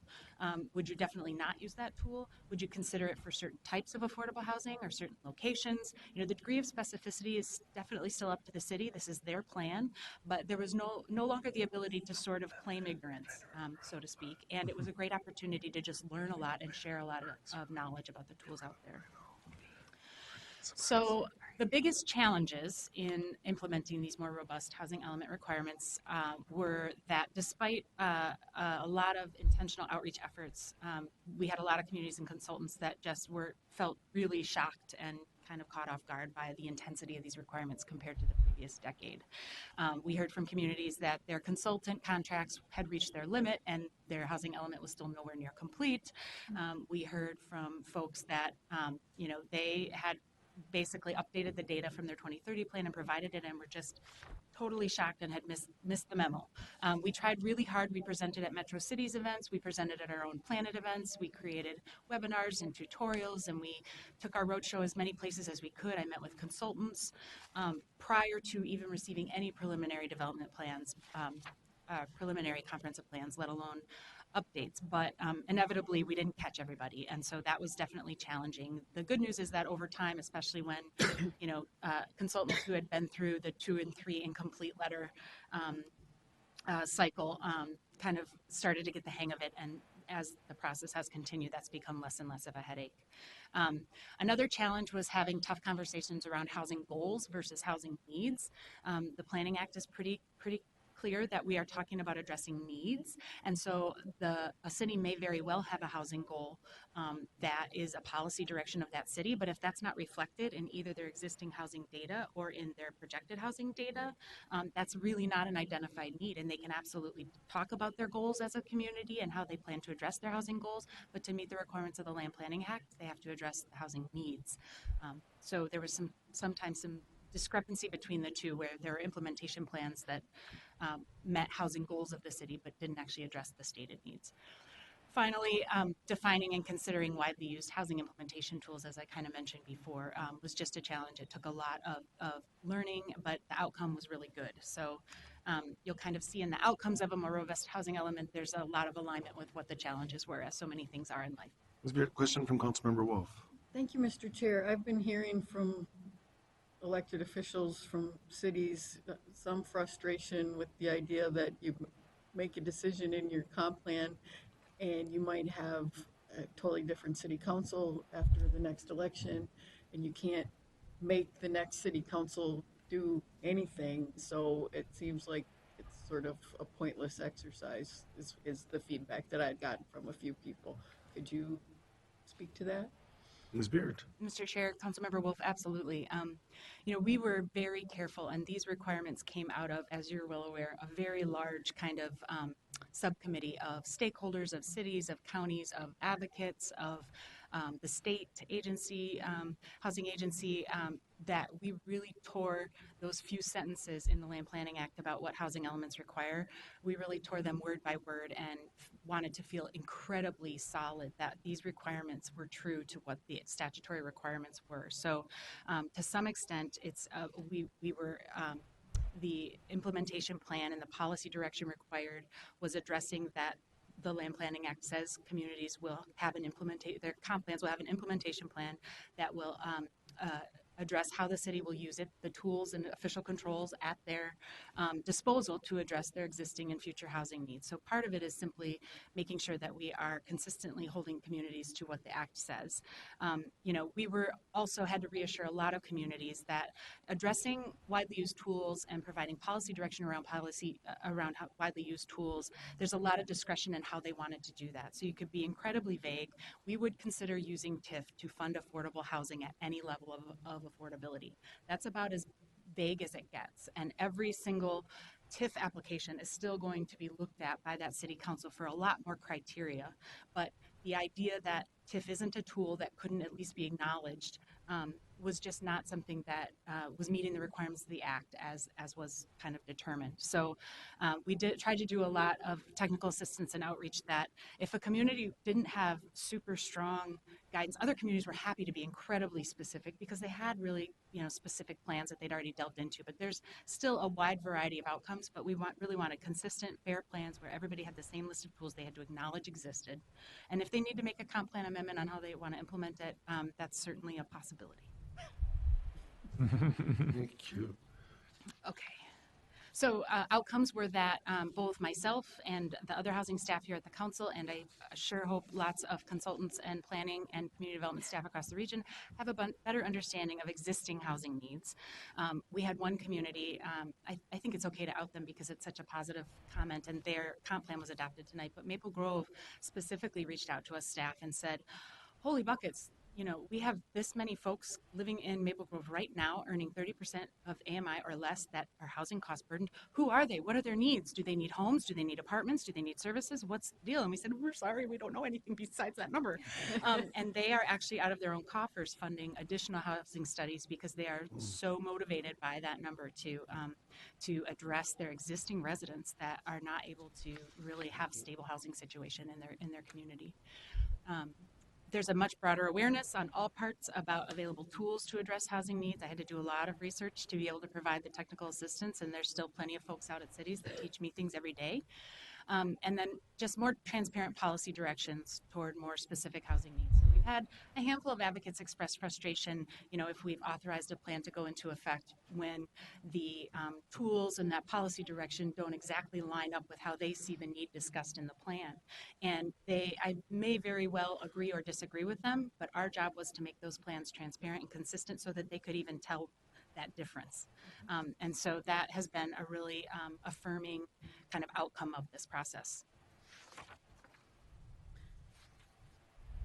So that is my presentation on how we updated reviewing comprehensive plans and their housing elements for 2040. Happy to continue conversations about that, but before we open up to any other general questions that haven't been answered as we go, we wanted to let you know that this is not the end of the housing story for 2020, and we have a lot of work ahead of us around housing. We are very familiar, housing staff's very familiar with your goals around housing, and we're working furiously to figure out how to best align them with our work, including the Livable Communities Act funding, and we'll talk about that next, as well as continued efforts with the HRA and housing staff to address unsheltered homelessness with our partners. We are continuing to review housing elements, but hoping that that wraps up around the middle of this year, in which case we'll start to look back and say, okay, what did we learn? How can we look at this data and see how many plans talked about this decade that didn't last decade, and what are some of those outcomes of our work? And then every 2 years, we do a review of the methodology for how we determine these housing performance scores. And I recognize you guys might not have had a good primer on what those are, but we'll get there. But this is a biannual review year, and so you will see staff before you talking about recommended changes to how we calculate the housing performance score. And then I'll let Kristen summarize data tools, and we will take a breath. I can't not plug data tools that are coming, and they're very relevant to housing. So hopefully they will be useful and aid you in your discussions and decisions going forward. I mentioned already visualizing regional inequities. That is an existing dashboard tool that we have, but we have updated the data and expanded it quite a bit to include more topic areas and more population groups in which to disaggregate that data. We present it not only for the Twin Cities Metro, but for other major metropolitan areas as well. So it really gives a good high-level understanding of where we sit with various disparities. and we hope to publish that next week. Housing policy plan indicators, again, this data that we just presented on today will be included in that dashboard, and we will refresh all of those data points. I believe we have 2015 and 16 in there now. We will be adding 2017 and 18, and 2019 may emerge by the end of the year. Again, we're kind of at the whims of some of the federal data set releases. And then 2019 affordable housing production, I mentioned, and you saw that big arrow that I kicked it off with. We are trying to move that process up so that we will actually be back with the 2019 data, certainly before the end of this calendar year, but I'm hoping maybe September. So in the next 6 months, we should have that information available. We're trying to move that that data production schedule up a little bit so we can try to keep this data as fresh as possible, though it will always lag a little bit. That information and that presentation will all be published in the coming months. And then our rental trends dashboard, I almost forgot. We are using some commercial databases on multifamily price points and producing a dashboard that will allow folks to look at what their rental trends are across communities. I believe since 2000 going forward and doing some predictive analysis for the coming year. So all of those tools are coming soon. Cool, thank you. Questions on the report or discussion? Councilmember Chambliss. Thank you, Chair. Yeah, this is a very good presentation. I have a question about how we're communicating this information. Obviously, we've gotten into a lot of detail for ourselves and also for the participating cities and counties. But I'm thinking it might be useful to have some press releases, perhaps. Not just a publication. Publications are great for agencies, but some more press releases on how we are doing, what the Met Council is doing to advance affordable housing, and also kind of an idea to have incentives or awards to those cities that have made significant progress or are going above and beyond in achieving the goals with their comprehensive plans. Has that come up at all? Ms. Beard, is that?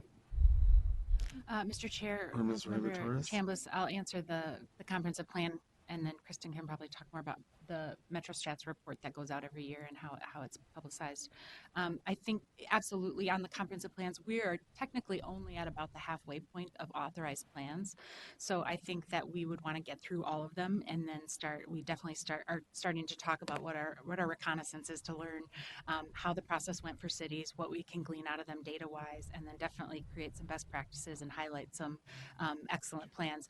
You know, as the housing policy team reviews the housing elements, when we reach kind of a point where it's really a struggle, we often use some of the best housing elements we've seen, pieces of them to show this is how this community did it, and often that's been kind of the thing that needs us to get over the hump. So it's a great idea. I think we absolutely plan to highlight good comprehensive plans in all arenas of technical review, but I think we'll probably wait till we get through the full cycle of updates. Okay. Cool. Councilmember Atlas Ingebrigtsen. Thank you. One of the, there's several areas where I get a lot of inquiries from the community, but one of the biggest is definitely around, and I would say this is the grassroots organizing efforts around the amount of affordable housing that's going into communities and communities that may be perceived as being resistant to affordable housing going into those communities. And the comp plan and the pressure is around what is the Met Council doing to help increase this. And I think, so there's two things that makes me think of. One is just that we have a role to play in our work. And that role is unique to us in the region. And that's something I don't ever want to shy away from. And so one of my questions is, how are we helping to either connect with those grassroots organizing, and some of them are more, grassroots may not be the right word to describe them, and help to bridge the work of communities, the comp planning process, and those concerns that are being voiced by the public around the intent, the articulated intent behind these efforts, and the actual implementation and outcomes. Ms. Beard? Mr. Chair, Councilmember Atlas Ingebretson, great questions. I would say that we have worked, we did try very hard, and we never have an advisory committee or a conversation that does not include invitations and participations from multiple. Advocacy is usually the word we use, advocacy groups. We inevitably do not catch everybody, but that is a voice we always make sure we have whenever we're kind of sussing out and requesting feedback and outreach from the community. I think, when we were, I neglected to mention this when I was talking about outreach for comprehensive plan changes to housing elements, but we also had multiple meetings with advocacy groups, including MICA and JCA, and even gave multiple presentations that explained what we were requiring and why, so that they were basically public engagement trainings for folks that wanted to, especially in suburban communities, be able to speak to their planning commissions and councils kind of intelligently about what the planning requirements were for housing and whether they felt they were being met or not. And so we definitely always make that effort, and yet we always can be doing better. And so we are constantly trying to think about how we have this conversation with more people, with more affected people, and just continuous improvement. Councilmember Ingebretson? Thank you. Ms. Baird, I think one piece is that I believe it was Arden Hills that I know we probably all received at least one communication from someone. I've received multiples, and I'm just wondering if there's the opportunity to be responsive and to really use those opportunities. I think sometimes dealing with an explicit issue can help to help people understand and help to learn, as opposed to something that's in theory. So when we're talking about the process of comp planning and what could possibly we do and how could it possibly work, and then when you get into the brass tacks of how it's actually working and what is functional or not functional, and you have some explicit examples that you can dive into and talk through. I think Councilmember Wolf brought up, an explicit example. What happens when the whole leadership team changes and new people are there? So I think I would be really deeply interested if there's an opportunity to get involved in a conversation around some of those tactical things, just so that we have a deeper empathy about it when we're having conversations around it, but also in that effort to try and bridge folks who are really, I feel like there's a deep rift in understanding of our role, and this is one of those places where I don't feel like we're making any headway in closing that gap. And so I think it can be good to use some tactical, very explicit examples to dive into, to kind of lean into conflict, if you will, and seek a solution, or at least some common ground understanding about where we're at. And I would welcome that, because I think it would help the community a great deal, and would be responsive, I believe. Thank you. Thanks. I have in queue Council Members Vento and Johnson. Councilmember Vento. Thank you, Mr. Chair. I have a residence that is old, not 50s or 60s, but by today's standards, it's old. And I think about downsizing, and I've talked to my realtor a number of times about what do I need to do to get ready to sell. And I'm wondering how much that kind of thinking contributes to the loss of naturally occurring affordable housing. Do we have any sense of people getting ready to sell a home, doing all sorts of upgrades, and then putting that home out of the reach of potential buyers? Granted, you probably, if you've got a roof problem, you got to replace the roof. If you need new furnace, you got to replace the furnace. But having a glammed up bathroom, a glammed up kitchen, are those kinds of marketing or getting ready to move things interfering with affordable housing? Ms. Beard? Mr. Chair, Councilmember Vento, that is a great question, and I have definitely have thoughts on them, but I just want a disclaimer that they're fairly anecdotal. I don't have Okay. strong data. A lot of our naturally occurring affordable housing conversation is around rental, but I think there's probably some parallels. So what you said triggered kind of my knowledge of the Greater Minnesota Housing Fund's NOAA Impact Fund, and they really operate with funding from us, from Hennepin County, but also with traditional mortgage lenders on a revolving loan that purchases properties that are at risk of transition to market rate, Class B, Class C, Class D in less sexy neighborhoods, and they make really modest improvements, $10,000 to $15,000 per unit. They don't upgrade to granite. They don't upgrade to silver or to stainless steel appliances. They replace the carpet and throw on some paint and maybe do some structural repairs, and they're able to put them back using fairly traditional financing sources, not a lot of subsidy, but revolving loans. They're able to put those back into the market in an affordable way, and they have no trouble leasing up. And so I would guess that it's very possible that the same could apply with home ownership. I think it's a very culturally acceptable thing, and I think we all understand that when you sell your house, you want to get as much as you can on your investment, and folks have often put a lot of time and equity and money and repair into that. And so, our conversations when you're selling your house are always about how can you get the most for it. And so inevitably, you're going to do that. Folks tend to, I think, probably do that, and that certainly has an impact on the market, like so many other choices that we make. Councilmember Vento. Just a follow-up comment. It would be interesting to see if there are any resources that can give us some guidance on that, because I tend to believe that there may be an element of financial security at motivating people for this, particularly with folks in my age bracket and older. You're looking at the erosion of pensions for a lot of people, increasing healthcare costs. So everything I can get out of that home when I sell it is terribly important to me. And I don't want to sound like I'm advertising against folks who are in the home remodeling business.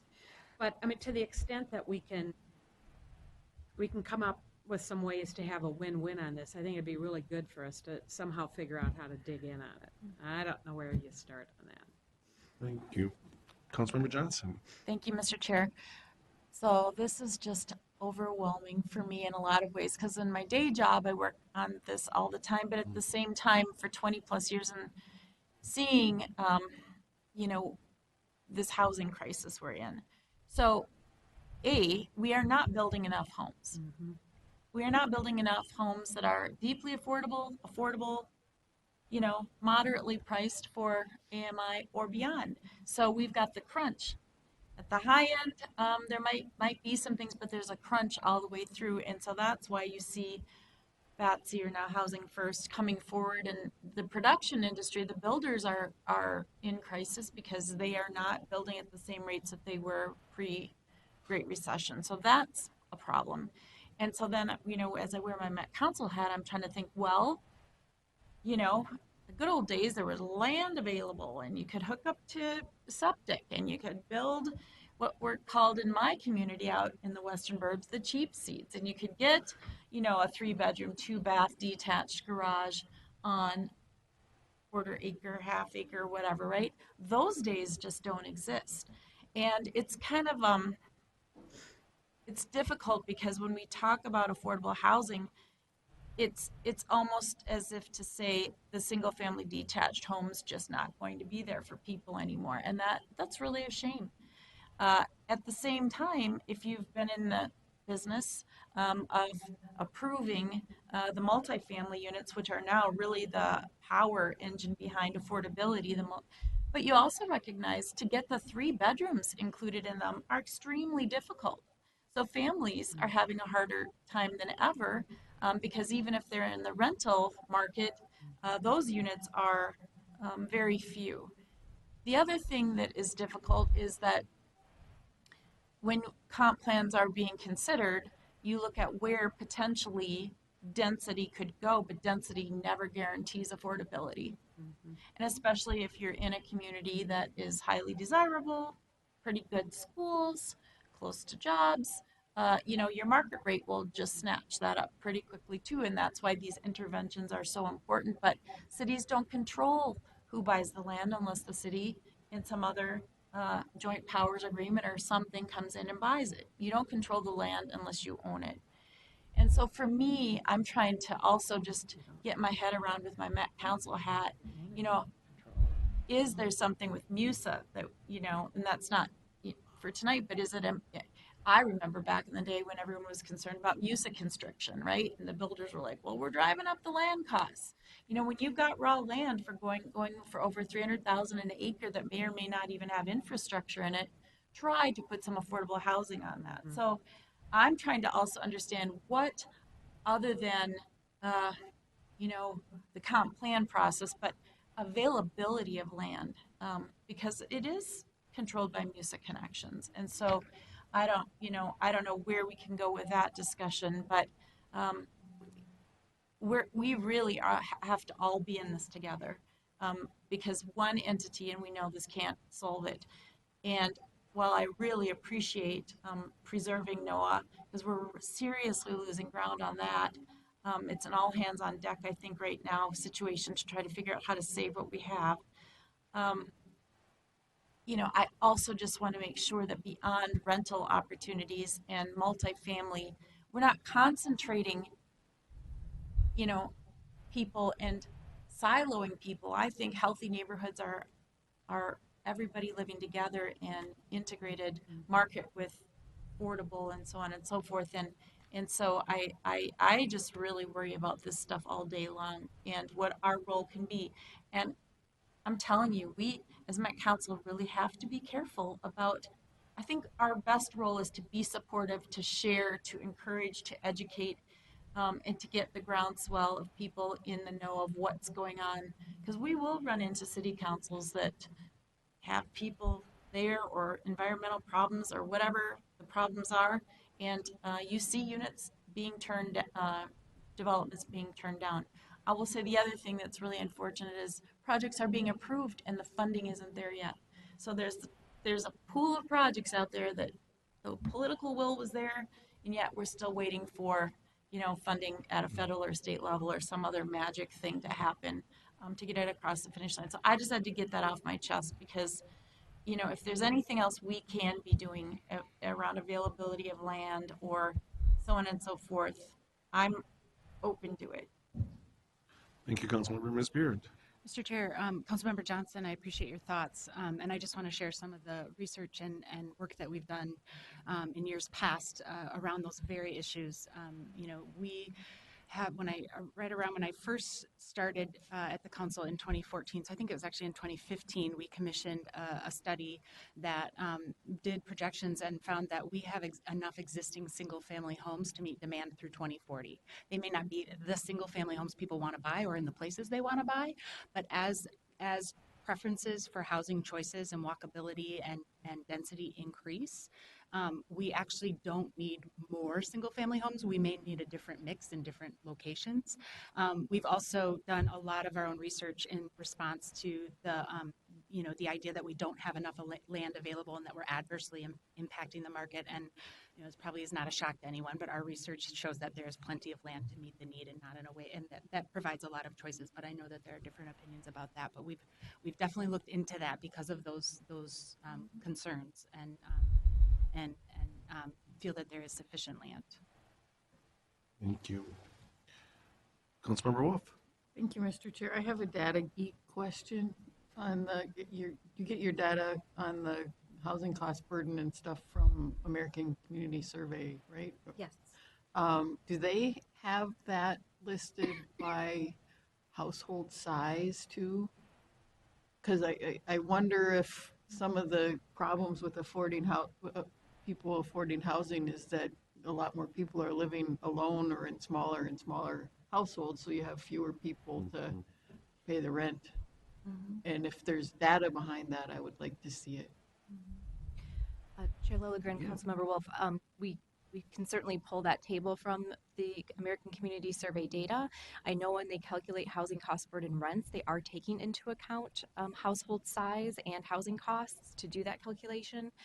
So that is accounted for in that measure, but we could look at it broken out by household size as well and get a clearer view of that. So I'd be happy to provide that. Thank you, Mr. Chair, Thank because, I mean, if you can't afford your housing and the solution might be get a roommate, it's helpful to know that, you know, especially if you have it over time, if you're having more and more one-person households that are housing cost burden. Thank you. Yep, Councilmember Lindstrom. Just jumping off of Councilmember Johnson's comments about how projects are out there that just are ready to roll, that they have community support and that they lack funding. So it was at either our last committee meeting or maybe a couple of committee meetings ago that we approved the Livable Community Grant Funds, and there were 3 applications that met the minimum scores, but we just didn't have the cash. So to your point, like how many units? I wonder. I probably can find out here in a minute. How many units were not built that had community support, that had gone through the process, and They're waiting. they're out there in the wind. Thank you. Good point. Did you have a response, Ms. Beard, or? Always. Mr. Chair, I live for this stuff. Councilmember Lindstrom, it's a great point. I encourage you to note the context that our livable communities dollars are an absolute fraction of the available dollars to the region for affordable housing, and we are often the last little few $100,000 in multi-million projects. So while I 100% want to work on addressing that very real problem, I think that oftentimes, you know, especially through our livable or local housing incentives account program, we are limited by what greater funding availability is for projects and can just sort of plug holes. Good point.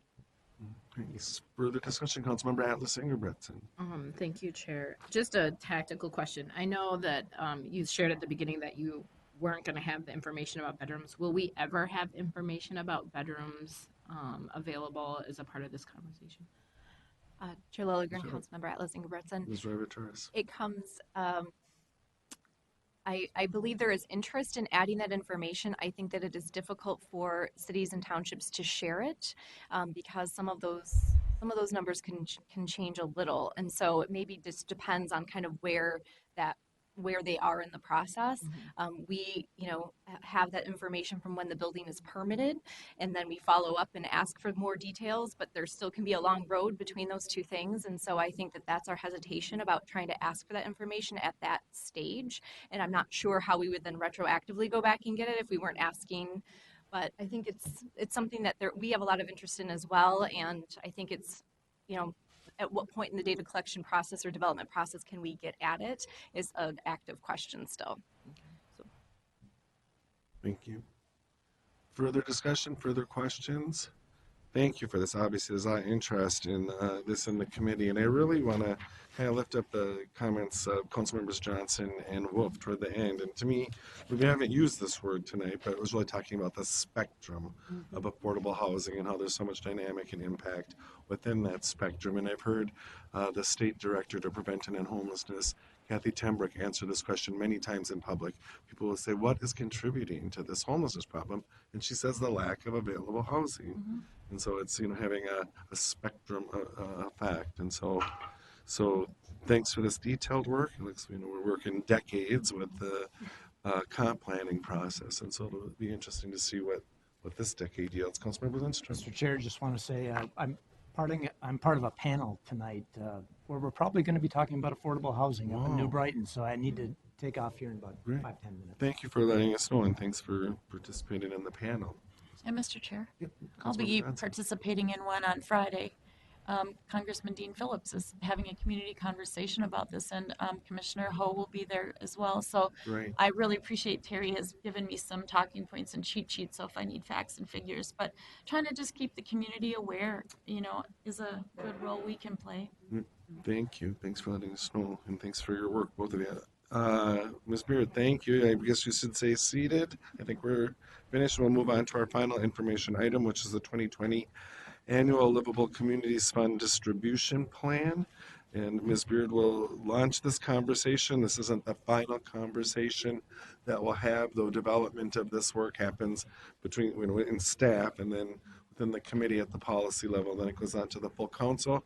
It's very likely, depending on how the outcome of this conversation goes tonight, they'll ask for a creation of a subset, a small working group from this committee, and we have open meeting laws and things like that that we have to navigate. So I'll send out an email and see who's interested and see that we can assemble a good working group. But we'll start the conversation now. Ms. Beard. Thank you, Mr. Chair. That was my short presentation. This is my I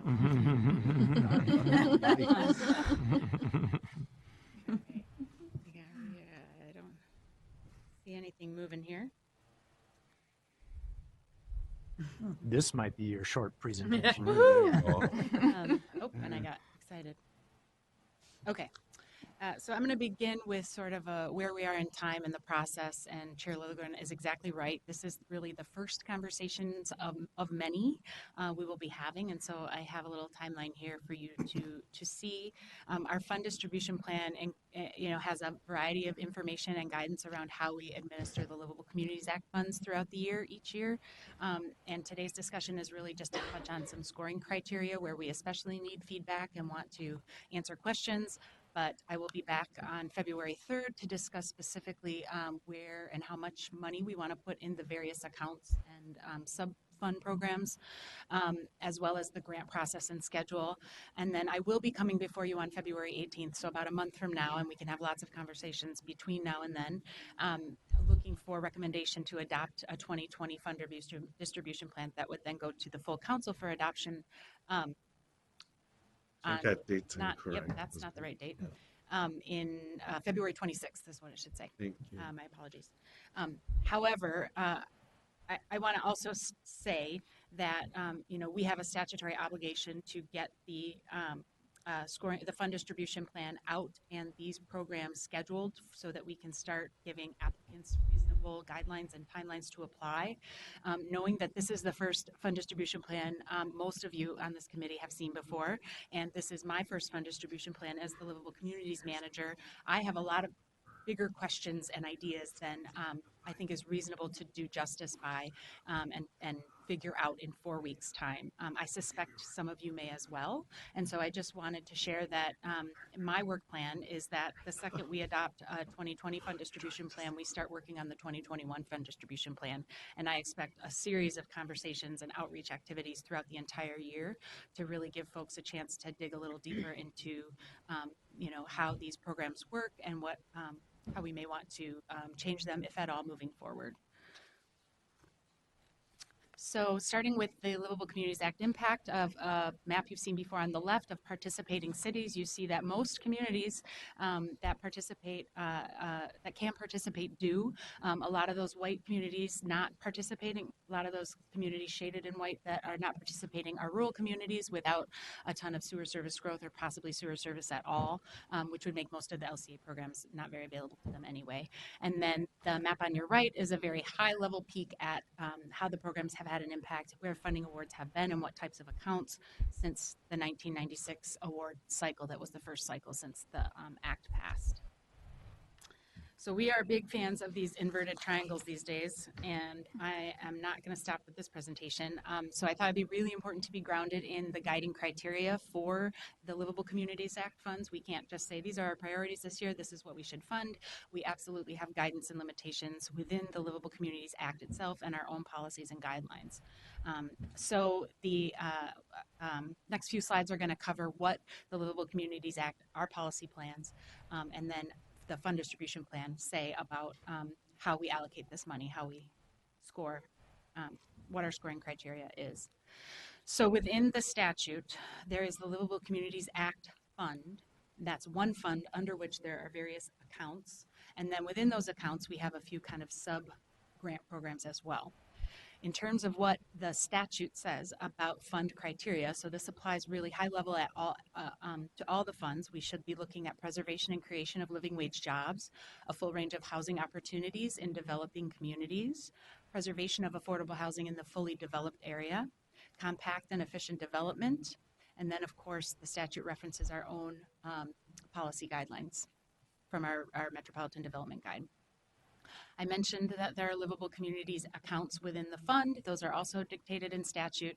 We have 3 active accounts right now: the tax-based revitalization account, the Livable Communities Demonstration Account, and the Local Housing Incentives Account. And as I mentioned before, within LCDA, we have a subcategory of transit-oriented development that we started in 2011 to address all the new TOD development around station areas with the expanse of light rail transit, bus rapid transit, high-frequency transit. So we are still in the language of the of the Livable Communities Act, what is stated in statute. And within each account, there is additional kind of criteria. The LCDA criteria in statute talks about connecting development and transit, connecting affordable housing and employment, intensifying land uses, mixing incomes of residents and housing, and encouraging public infrastructure investments that attract private sector redevelopment and create opportunities for private sector employment. The Local Housing Incentives Account criteria in statute further specifies that it should prioritize communities that are fiscal disparities net recipients. So acknowledging that some communities have less tax capacity to access to support housing, affordable housing, and other types of development. And so there is so that's why that's there. Prioritizing projects that link employment with affordable housing and those that that offer matching funds from the local government, the applicant, which is required beyond what their minimum requirement is to participate in livable communities in the first place. And that's their ALHOA amount, and I can get into the weeds for it with you at another time. The tax-based revitalization account is very specific about environmental remediation and investigation. Projects need to clean up polluted land, preserve and grow living wage jobs, produce affordable housing, and or enhance the tax base of the recipient municipality. So going a step deeper into our adopted regional policies and how they address our resources, there isn't a ton of language in Thrive that's much different from what is in the statute. There is the specific reference to catalyzing private investment in areas of concentrated poverty, but the other two policy points are fairly consistent with what's in the Act. The Housing Policy Plan mentions livable communities a little bit more. It also addresses the areas of concentrated poverty, incentivizing private development, and also specifies the goal of attracting affordable housing to higher income areas. There are some environmental, green building, et cetera, energy saving elements that are prioritized, that idea of expanding housing choices and encouraging flexible design principles. So now we're down into the weeds of the fund distribution plan, and rather than talking about what the 2019 fund distribution plan stated, I'm going to go through some of the changes that staff is asking you to consider to get your initial feedback. Again, we're not making any decisions tonight, and so this is really the first in many conversations. I'm sorry, what did you say? One of the biggest, I don't know if biggest is the right word, but one of the one change that we're proposing that would go across all of the programs is the removal of housing performance scores from the funding criteria. We've kind of been dancing around what the heck are housing performance scores anyway, other than Councilmember Wolf, throughout the evening. But they're basically this annual assessment of communities, and we score them from 1 to 100 on their efforts to create affordable housing. But it's very high level, and it captures a lot of different things. It captures how much existing affordable housing there is. It captures what the policies and programs and practices of a community are to create affordable housing opportunities, which could be things like providing referrals or partnering with local nonprofits. It includes new and preserved affordable housing going back from 3 to 10 years. So it's a very broad kind of measure that can then sort of be used to kind of indicate one community over the other is doing more or less. And it was created, it's a practice, it's not required by statutes. It was created around the time that the Livable Communities Act was adopted as sort of an incentive to tell communities that wanted to apply for funds, hey, if your housing performance score is higher, if you're doing more to create affordable housing, you're going to be more competitive for these Livable Communities Act funds. And so a higher housing performance score does elevate, all other things being equal, a project in all of the accounts for livable communities except the local housing incentive account. And the reason behind that was the idea being, if you're a community that is having trouble creating affordable housing opportunities, we want to help incentivize you creating them.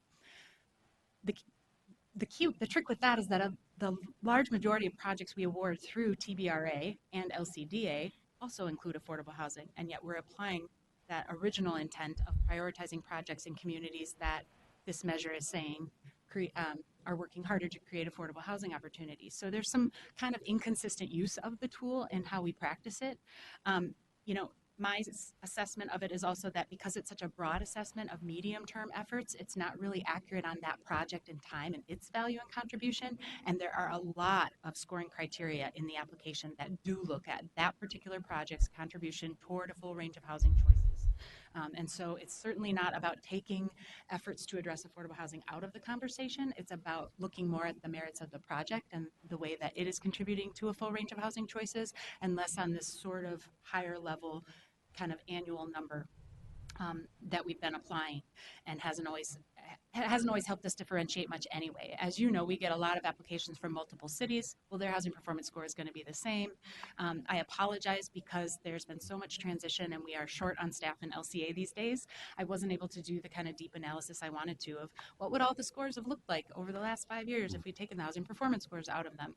So I apologize, I don't have that for you. I've been doing some I did look back through like the 2019 awards, and there were not huge substantial changes. 1 or 2 moved, of scoring 4 out of 8 and a 5 out of 8 did a flip-flop, because sure enough, a suburban community had scored lower than the central community because the central community had this high performance score, housing performance score, and they were so close on everything else that flipped them, but they both still would have been awarded. So without claiming I have strong data to back it up, there is a sense that it's not having a huge impact. So that's my long-winded reason for recommending we just take housing performance scores out of the scoring criteria. We definitely see value in doing the housing production survey that leads to the housing performance score. And I think communities really love having conversations about how they are working hard to achieve their housing goals, and we want to continue to have those. So I'm not throwing out housing performance scores as a helpful tool. I'm just suggesting they aren't necessary for scoring criteria.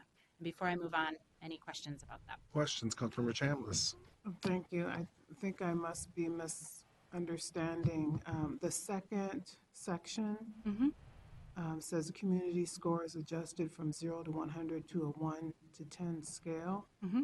That's different than the housing performance score. But what I'm thinking of is related to the housing performance score. If it's so broad, why not narrow it like you're doing with the community score based on what's most important? Go ahead. No, I'm sorry, I didn't mean to interrupt. I thought you Ms. Beard? Mr. Chair, Councilmember Chambliss, you're jumping the gun a month or 2 on our biennial review of how the housing performance scores are calculated. And so I think that would be a great question to have in that conversation. For now, the housing performance scores that were calculated for 2019 are what they are, and this biennial review allows us to take a look at them and see if maybe we should tweak and change how we use them, how we weight things within them, et cetera. Yeah, that's exactly what I was thinking, because a lot of times you come up with a scoring mechanism and it needs to be tweaked versus just kind of tossed. So Thank you. thank you. Any further questions on the housing performance scores? Ms. Beard? So this slide really characterizes some other broad considerations that may not apply to every single account and subprogram in the fund distribution plan, but covers certainly more than one. And so kind of consolidate them onto one slide. And these first 3 bullet points really are interrelated. And it's basically, I don't know if you guys caught in the first slides, going through it very fast, but there is a specific reference in statute about private investment being part of the goal. On the other hand, we are learning more and more about different kinds of private investment can have different impacts on the community, and this idea of not perpetuating unintended consequences. And so what staff has been looking at and what you see in the red lines is the idea of getting away from providing incentive points, scoring criteria points that promote private investments exactly. It's not about saying incentivizing private investment is a detriment to the project. It's just not incentivizing it, but rather asking the applicant to assess the displacement risk of the project and propose mitigation strategies to make sure that the future catalyzed investment is something that serves the community already living and working in that part of the region. So, I think that there's still the intent of the act is still being met, but with kind of a better understanding. And we're still really early on the learning curve of how we measure and assess displacement risk. But we know it's something that is a concern to communities. And so just kind of changing the framing of how we look at it is what we're suggesting, and certainly welcoming feedback on.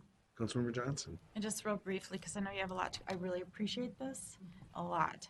And I hope you're going in a direction that would say if there's private investment, it would have to be in new housing or some that would be additive rather than buying something, it gets flipped, we lose the affordability that we have, and somehow they were incentivized with the tax credit or whatever. So I really appreciate that piece of it. And at the same time, we need more private investment. Absolutely. Councilmember Wolf.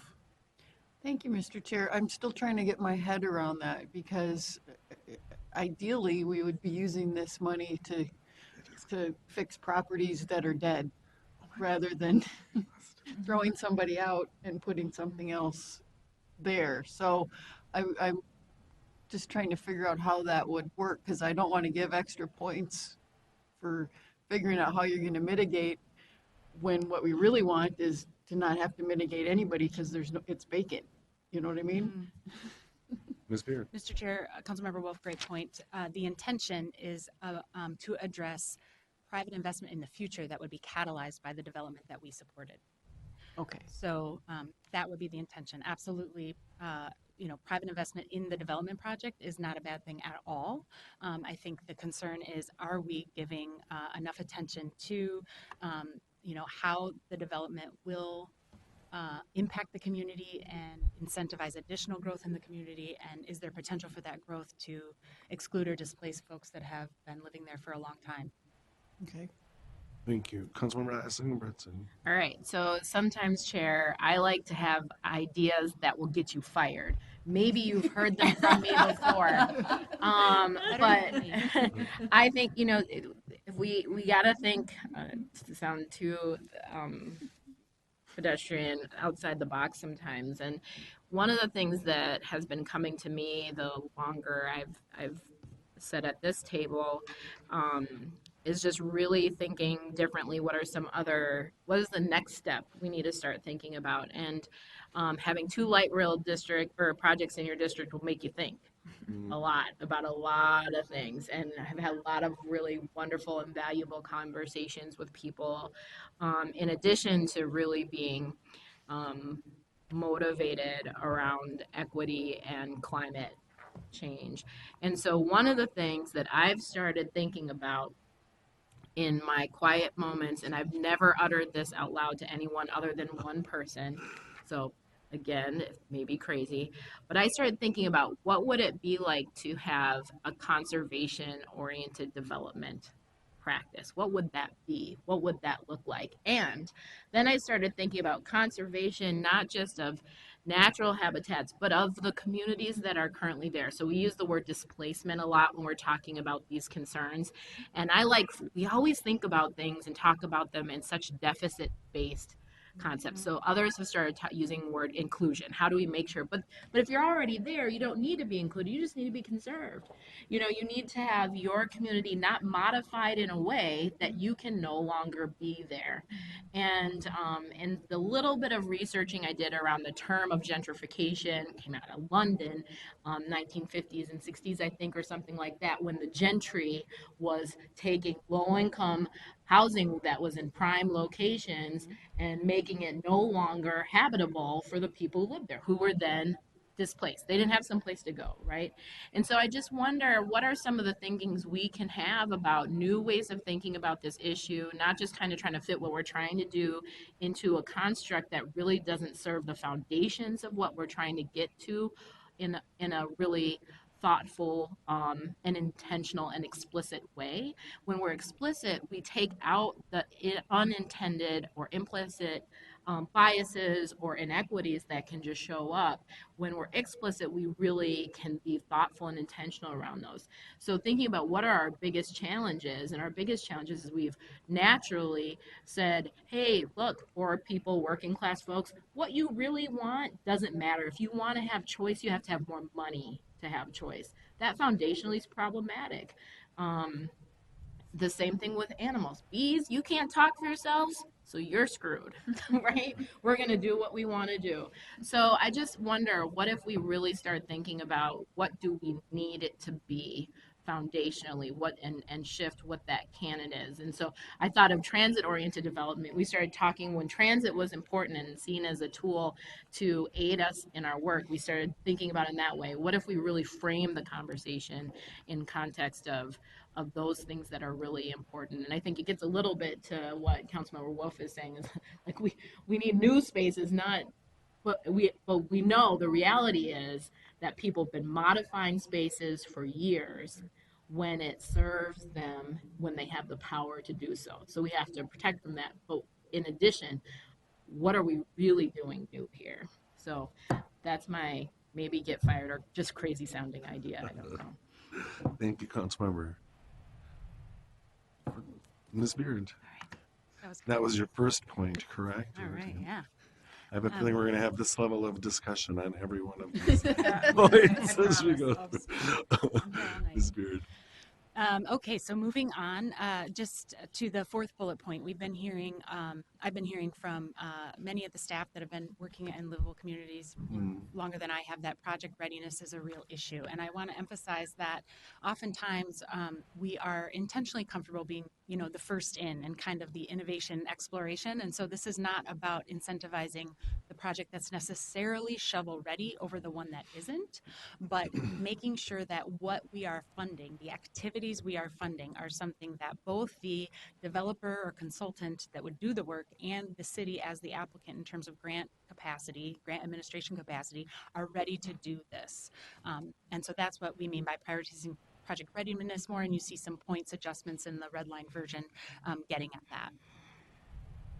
Councilmember Wolf. I think that's good. We had shifted to being really, really patient because people were turning back the money during the downturn in the economy. And so we were letting the money sit there for a long, long time. And I think with so many projects looking to go and wanting to go now, being the patient money is probably not the right tactic for the current market. So I think that's a good idea. Thank you. Ms. Beard, I'm sorry, Councilmember Cummings, were you? No, look like you're going to say something. Okay, thank Yep. you. Ms. Beard. Thank you, Mr. Chair. Another broad consideration asking for feedback on is digging, again, taking the idea of connecting, which is so prevalently spoken about in the Livable Communities Act, but we really focus on connecting jobs to housing, connecting housing to transit, connecting transit to employment, and recognizing that livable communities are communities that connect people to each other. So we would like to start reviewing projects with the eye toward how the project would connect social interaction, encourage social interaction and connect community. We have the Livable Communities Demonstration Account, and so the LCDA funded programs often talk about demonstration value, but we want to ask applicants to be more specific about what kind of question they're answering and how they could share that with the region, especially if the answer is that it didn't work. And so just trying to be, ask applications to have a little bit more thought into this is what would be more if we got your money. For example, sure, if we build 75 units across from a transit station, ridership will increase. Here's what we're doing that will increase it even more, and here's how we can share what we did here with other parts of the region. And then changes to how engagement is described and prioritizing, and prioritized, and that is certainly, we've certainly seen projects in 2019 that had challenges to, different opinions and different community engagement strategies that worked or didn't work or resolved or weren't resolved. And so trying to be as specific as possible and really align across our policy criteria. And so, there's fairly specific language in how community engagement is defined and measured in the Parks Policy Plan, actually. And so really looking at that that language and making sure that our application guide and the specific application questions get at that specifically versus a broadly, was there community engagement? Any questions? All right. Now I'm going to talk about some changes we are asking you to consider specific to different programs. So for LCDA and the LCDA pre-development programs, we are looking to add whether or not the applicant, so recall with Livable Communities Act applications, the applicant has to be the city. It's not a developer, it's the city participating in the program. Adding a question about whether or not that city has policies or practices around disadvantaged business enterprise or other equitable development policies. This will not only kind of give us another way to score equitable outcomes and criteria, but it also helps us start collecting some data on where those policies exist. And then considering wealth building as a catalyst criteria. So really looking, this is also in partner with conversations around catalysm and development and growth and change, and just really looking at how any changes that the project could catalyze would contribute to wealth building for either businesses or residents in the region. For pre-development funds, and this is true with TOD as well, we just need to tighten up some language in the fund distribution plan that these are pre-development projects, and so we don't want to. We want to make sure that we are willing to fund projects that are assessing their ability to meet Livable Communities Act criteria and goals as much as they already know they're going to have it. So, for example, with pre-development applications, we may not know how many affordable housing units are being proposed in the project yet, but if a component of the pre-development money is to do a market assessment on what's feasible or a funding program, we want to make sure that our scoring isn't inadvertently leaving them out. And then talking about community engagement again, and I think this could be considered across the board, but not just asking how pre-development activities included in community engagement, but how community engagement will be, what their plan is for community engagement moving forward if the project progresses past the pre-development stage. Moving kind of quick. Is that okay? Yep, thanks. All right. You may or may not know that our livable housing, our local housing incentive account, our account that is specifically for funding affordable housing, is a part of Minnesota Housing's consolidated request for proposals. And so we do not internally administer a grant cycle for the local housing incentives account. We put that money in a pot of which we are a tiny little drop, and we are around the table that decides who will get funded for tens of millions of dollars worth of projects. But essentially what we end up doing is working with Minnesota Housing on how we can maximize all the projects that get awarded by being strategic with where funds go, given different funding programs allow different things, et cetera, et cetera. So not a huge amount of changes to LHIA. What we are suggesting in the 2019 FDP, it stated that projects had to have a significant component affordable at 80% or below of area median income. Seems like it's, this is sort of a baseline. So we absolutely prioritize projects that provide housing affordable at 30% or below over a project at 60% of area median income, all things being equal. But this is just saying to even be eligible for LHIA funds, we want a significant portion of the project to be affordable at least at 60% AMI. And then trying to hone in a little bit more on what we mean by a full range of housing choices, and that is talking about prioritizing projects that provide a housing type not currently available or serve a population not currently served in or near the project area. So again, trying to be a little less vague and a little more intentional about how we prioritize. The tax-based revitalization account is run by by Marcus Martin, as you know, and he is the only LCA staff person at this point in time with more than a year and a half experience in the LCA program. So thank you very much, Marcus, for your help with these suggestions and for being here in case there are questions. Suggested changes for the TBRA programs for 2020 are to remove criteria that prioritize freight generating industries. Again, it's not about saying freight wouldn't be eligible, but simply noting that there aren't a lot of other council activities other than saying, freight is a part of our ecosystem. There's no real activities or prioritization. So we also don't see a lot of applications addressing freight. So just clean up the application, not have a bunch of criteria that isn't terribly impactful. One moment, Councilmember Johnson. And just briefly, maybe, do you know why that was included originally? I do not. Okay. Marcus? It's okay. But, you know, you always just wonder, well, where'd that come from? And we don't need to, you can just maybe send it out later unless somebody is, but you know, considering, you know, I don't know. Just curious why things end up in there so that when we take it out, we understand what was being undone is all. I appreciate that. Yep. Yeah, that response would be helpful. It'd be good to know that history. So I can absolutely follow up on that. thank you. Ms. Beard. All right, Mr. Chair. And then also looking at removing criteria that prioritizes green remediation practices. And again, Marcus coached me to share with you that we do not get many applications that do that. That in this example, what we mean by green remediation here are essentially field activities that use green remediation practices. So how the field work embraces green activities, so not necessarily the energy efficiency components of the development or the building. And when we do get applications that address green remediation practices, it's often the same sort of things that every project does, and so it's not really differentiating.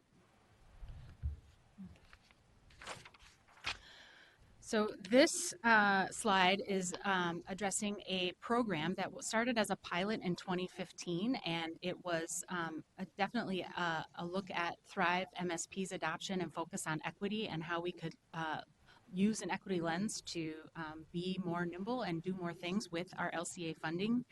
And you may or may not be aware that generally TBRA funds, whether they're for investigation or cleanup, have to be associated with a development project. And so the Seeding Equitable Environmental Development pilot program in 2015 was basically saying, if you are in or near an area of concentrated poverty, you do not have to have a development project ready to go in the ground. We will consider funding your cleanup to help you get project ready and further incentivize development. And so what we have found since 2015 as we've continued that project is that it is consistently undersubscribed fairly significantly, with the exception of 2018, as you can see here. And we do have equity consideration and scoring criteria in all the TBRA grants. So what we are asking today is to start the conversation around whether or not this is the best use of our staff time and our kind of, administrative capacity to meet the very important intention of addressing, often environmental injustices and inequities and where a cleanup is needed, and investment in communities, but also wanting to make sure that it's a project or it's a program that is needed and utilized and hitting the right marks. So, just to kind of guide some thinking, and of course, if you have questions, myself or Marcus are here to answer them. But, we could absolutely continue the SEED program as is. We do hear that it's desirable from the few communities that have gotten SEED awards, but we just don't see that play out in the numbers of grant applications every year, broadly. But we could say, hey, for the few projects it funds, it's worth having, and we'll keep it, and we'll not worry that it's undersubscribed, but we'll keep funding it and running it for now. We could look at different ways to further equity outcomes through either the existing tax-based revitalization account or other pilot programs that address the same intent, maybe in a more impactful way, incentivizing way. Again, taking questions and feedback now, but recognizing this is just the beginning of this conversation. Ms. Beard, I do have a question on this, please, if I could. And so I'm just wondering how much, so we hear from the communities that have utilized the SEED program that's desirable. Maybe we've heard from communities that haven't, that they think is desirable as well. But how much have we engaged with those communities to get to the root causes of why it's undersubscribed and how we may be able to see that it is fully used in the future? It's a great question, Mr. Chair, and I do invite Marcus to jump up at any time, but you don't have to. My understanding, and we've talked about this quite a bit, is that when the applicant has to be the city, cities are not usually involved in getting the site ready. Cities are usually involved when there's a development, and so it's if you're there's definitely cities that do site assembly. It's been used, obviously, but it's Outside the scope. for the city to have the capacity and the staff and the interest to manage a grant program, and then they have to manage the cleanup too, and they have to often, unless they're doing it with the property owner who may or may not have a development ready, so that's a lot of work to do that they're maybe not sure if they're going to get a development or a purchase out of, a purchase offer out of. I think it's the nature of the LCA dynamic that makes it a kind of a difficult program to implement large scale. Thank you. Councilmember Cummings and Councilmember Atlas Ingebrigtsen.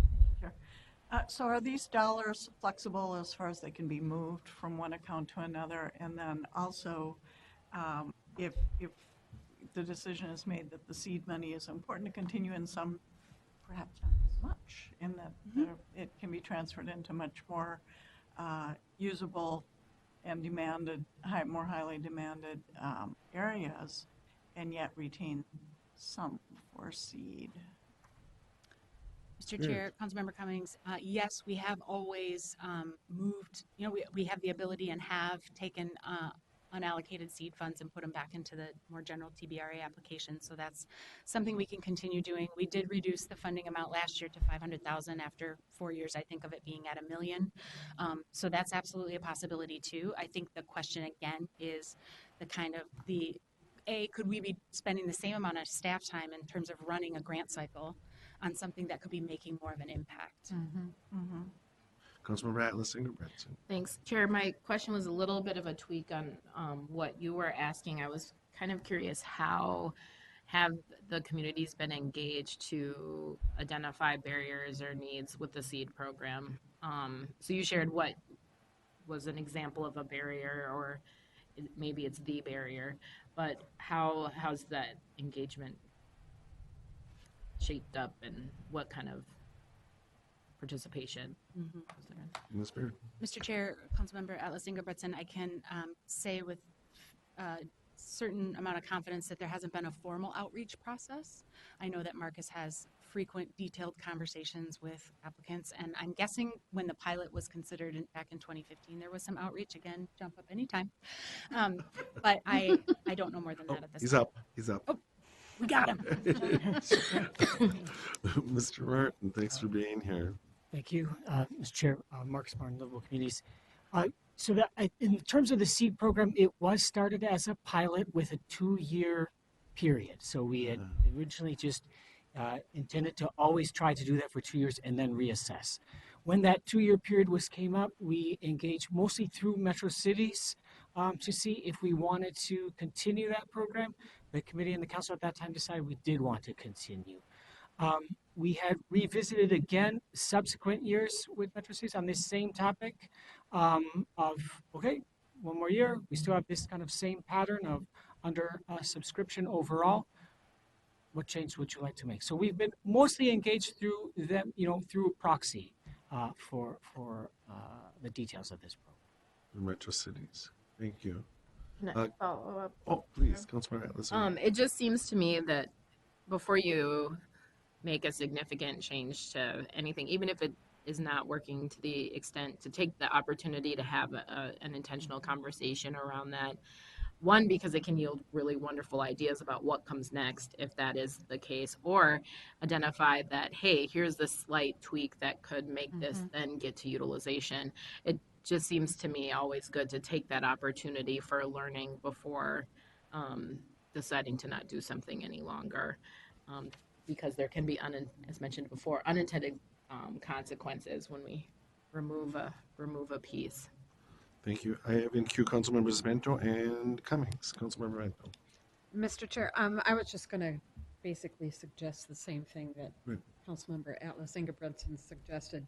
Just the idea of what could be done to kind of, wouldn't call it pilot it because it's an established program, but to try out some other options on how we approach it. Did you want a response from that, or is that to just pose the question? Just a comment. Thank you. Great. Thank you. Councilmember Cummings. Thank you, Chair. Maybe some of this can be answered too by in the very beginning, before we start the discussion, you talked about perhaps forming a work group that would have the various stakeholders and bring them all together and address all of these issues in one, much like we did with TAB, with that working group that came up with changing recommendations. So maybe, we bring everybody in instead of doing one at a time. My other question, what was my other question? You'll have to tell us that, Councilmember. Look for my hand. Right. It'll come back to me. Thank you. Thank you. And I would just note that was actually the request or the suggestion of Director Barajas that there is going to need to be more depth on some of these issues as we're developing this rapidly as rapidly as we're doing it within the time left that we were presented. Thanks. You thought of it yet? I was trying to give you some. Okay. Councilmember Wolf. Thank you, Mr. Chair. We've tweaked this one a bunch, and it seems to be fatally flawed. If people are worried about giving up on this, I would say do it at a smaller amount, and then we can have the long discussion of how to kill it after this year, and use the money for more valuable purposes. TBRA was oversubscribed this year, so putting it into ones that actually have a project ready to go is probably not a bad thing. But if people are worried about it, then I would say knock it down again to 250,000 and look at getting rid of it next year. But we've tried a whole bunch of different kinds of things to try to revive the zombie, and it really isn't. It hasn't been going anywhere for a long time. Thank you. Councilmember Cummings. I remember. Great. Okay, and it kind of, it's perfect, Wendy, thanks for setting that up for me, but are these radical changes? You say that we've tweaked this many times and kind of this is where we are. So are what you're proposing, because it's new to me, are these pretty radical as far as changes go, or are these smaller tweaks? Ms. Beard. Mr. Chair, Councilmember Cummings, I don't know.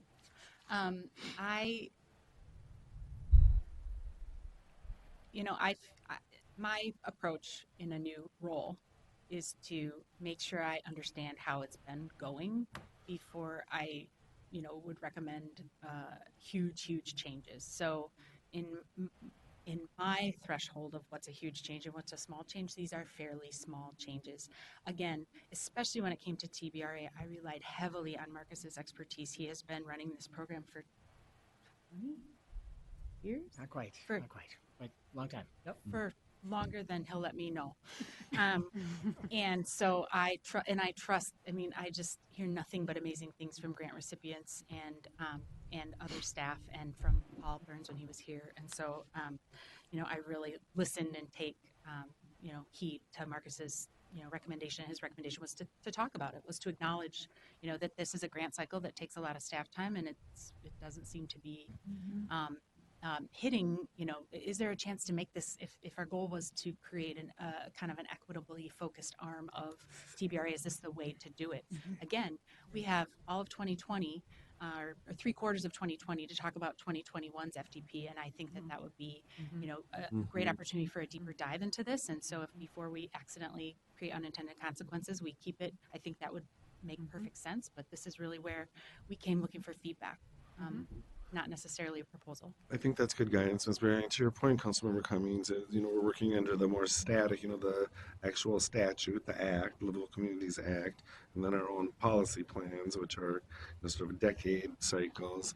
And this really is the most dynamic part. So within those parameters, this is where we can, every year put our fingerprints on this and set bring some priorities up or rebalance priorities. So. Councilmember Chambliss. Thank you. Well, I guess my feedback is I'm glad that you presented it to us in this way and made the recommendations. I really like the idea of doing our due diligence before we take it out, but I also like the idea of being efficient in our work and how we're spending the money. So if there are other ways that we can have a larger impact, definitely for that. So thank you for presenting this to us. Thanks. And I think you're going to make it to your last slide, Ms. Beard. This is it. I don't know how you guys do this every Monday. All right, so last but not least, thank you, Mr. Murphy. Last but not least, we've made it to the LCDA Transit-Oriented Development Program, and that includes a pre-development program as well. And, those of you that remember Ryan Kelly, who ran this program for us until he left in, I think it was September, he has been, we have hired a new staff person to run the LCDA Transit-Oriented Development Program. His name is Stephen Klimek. He's in the audience. Wave.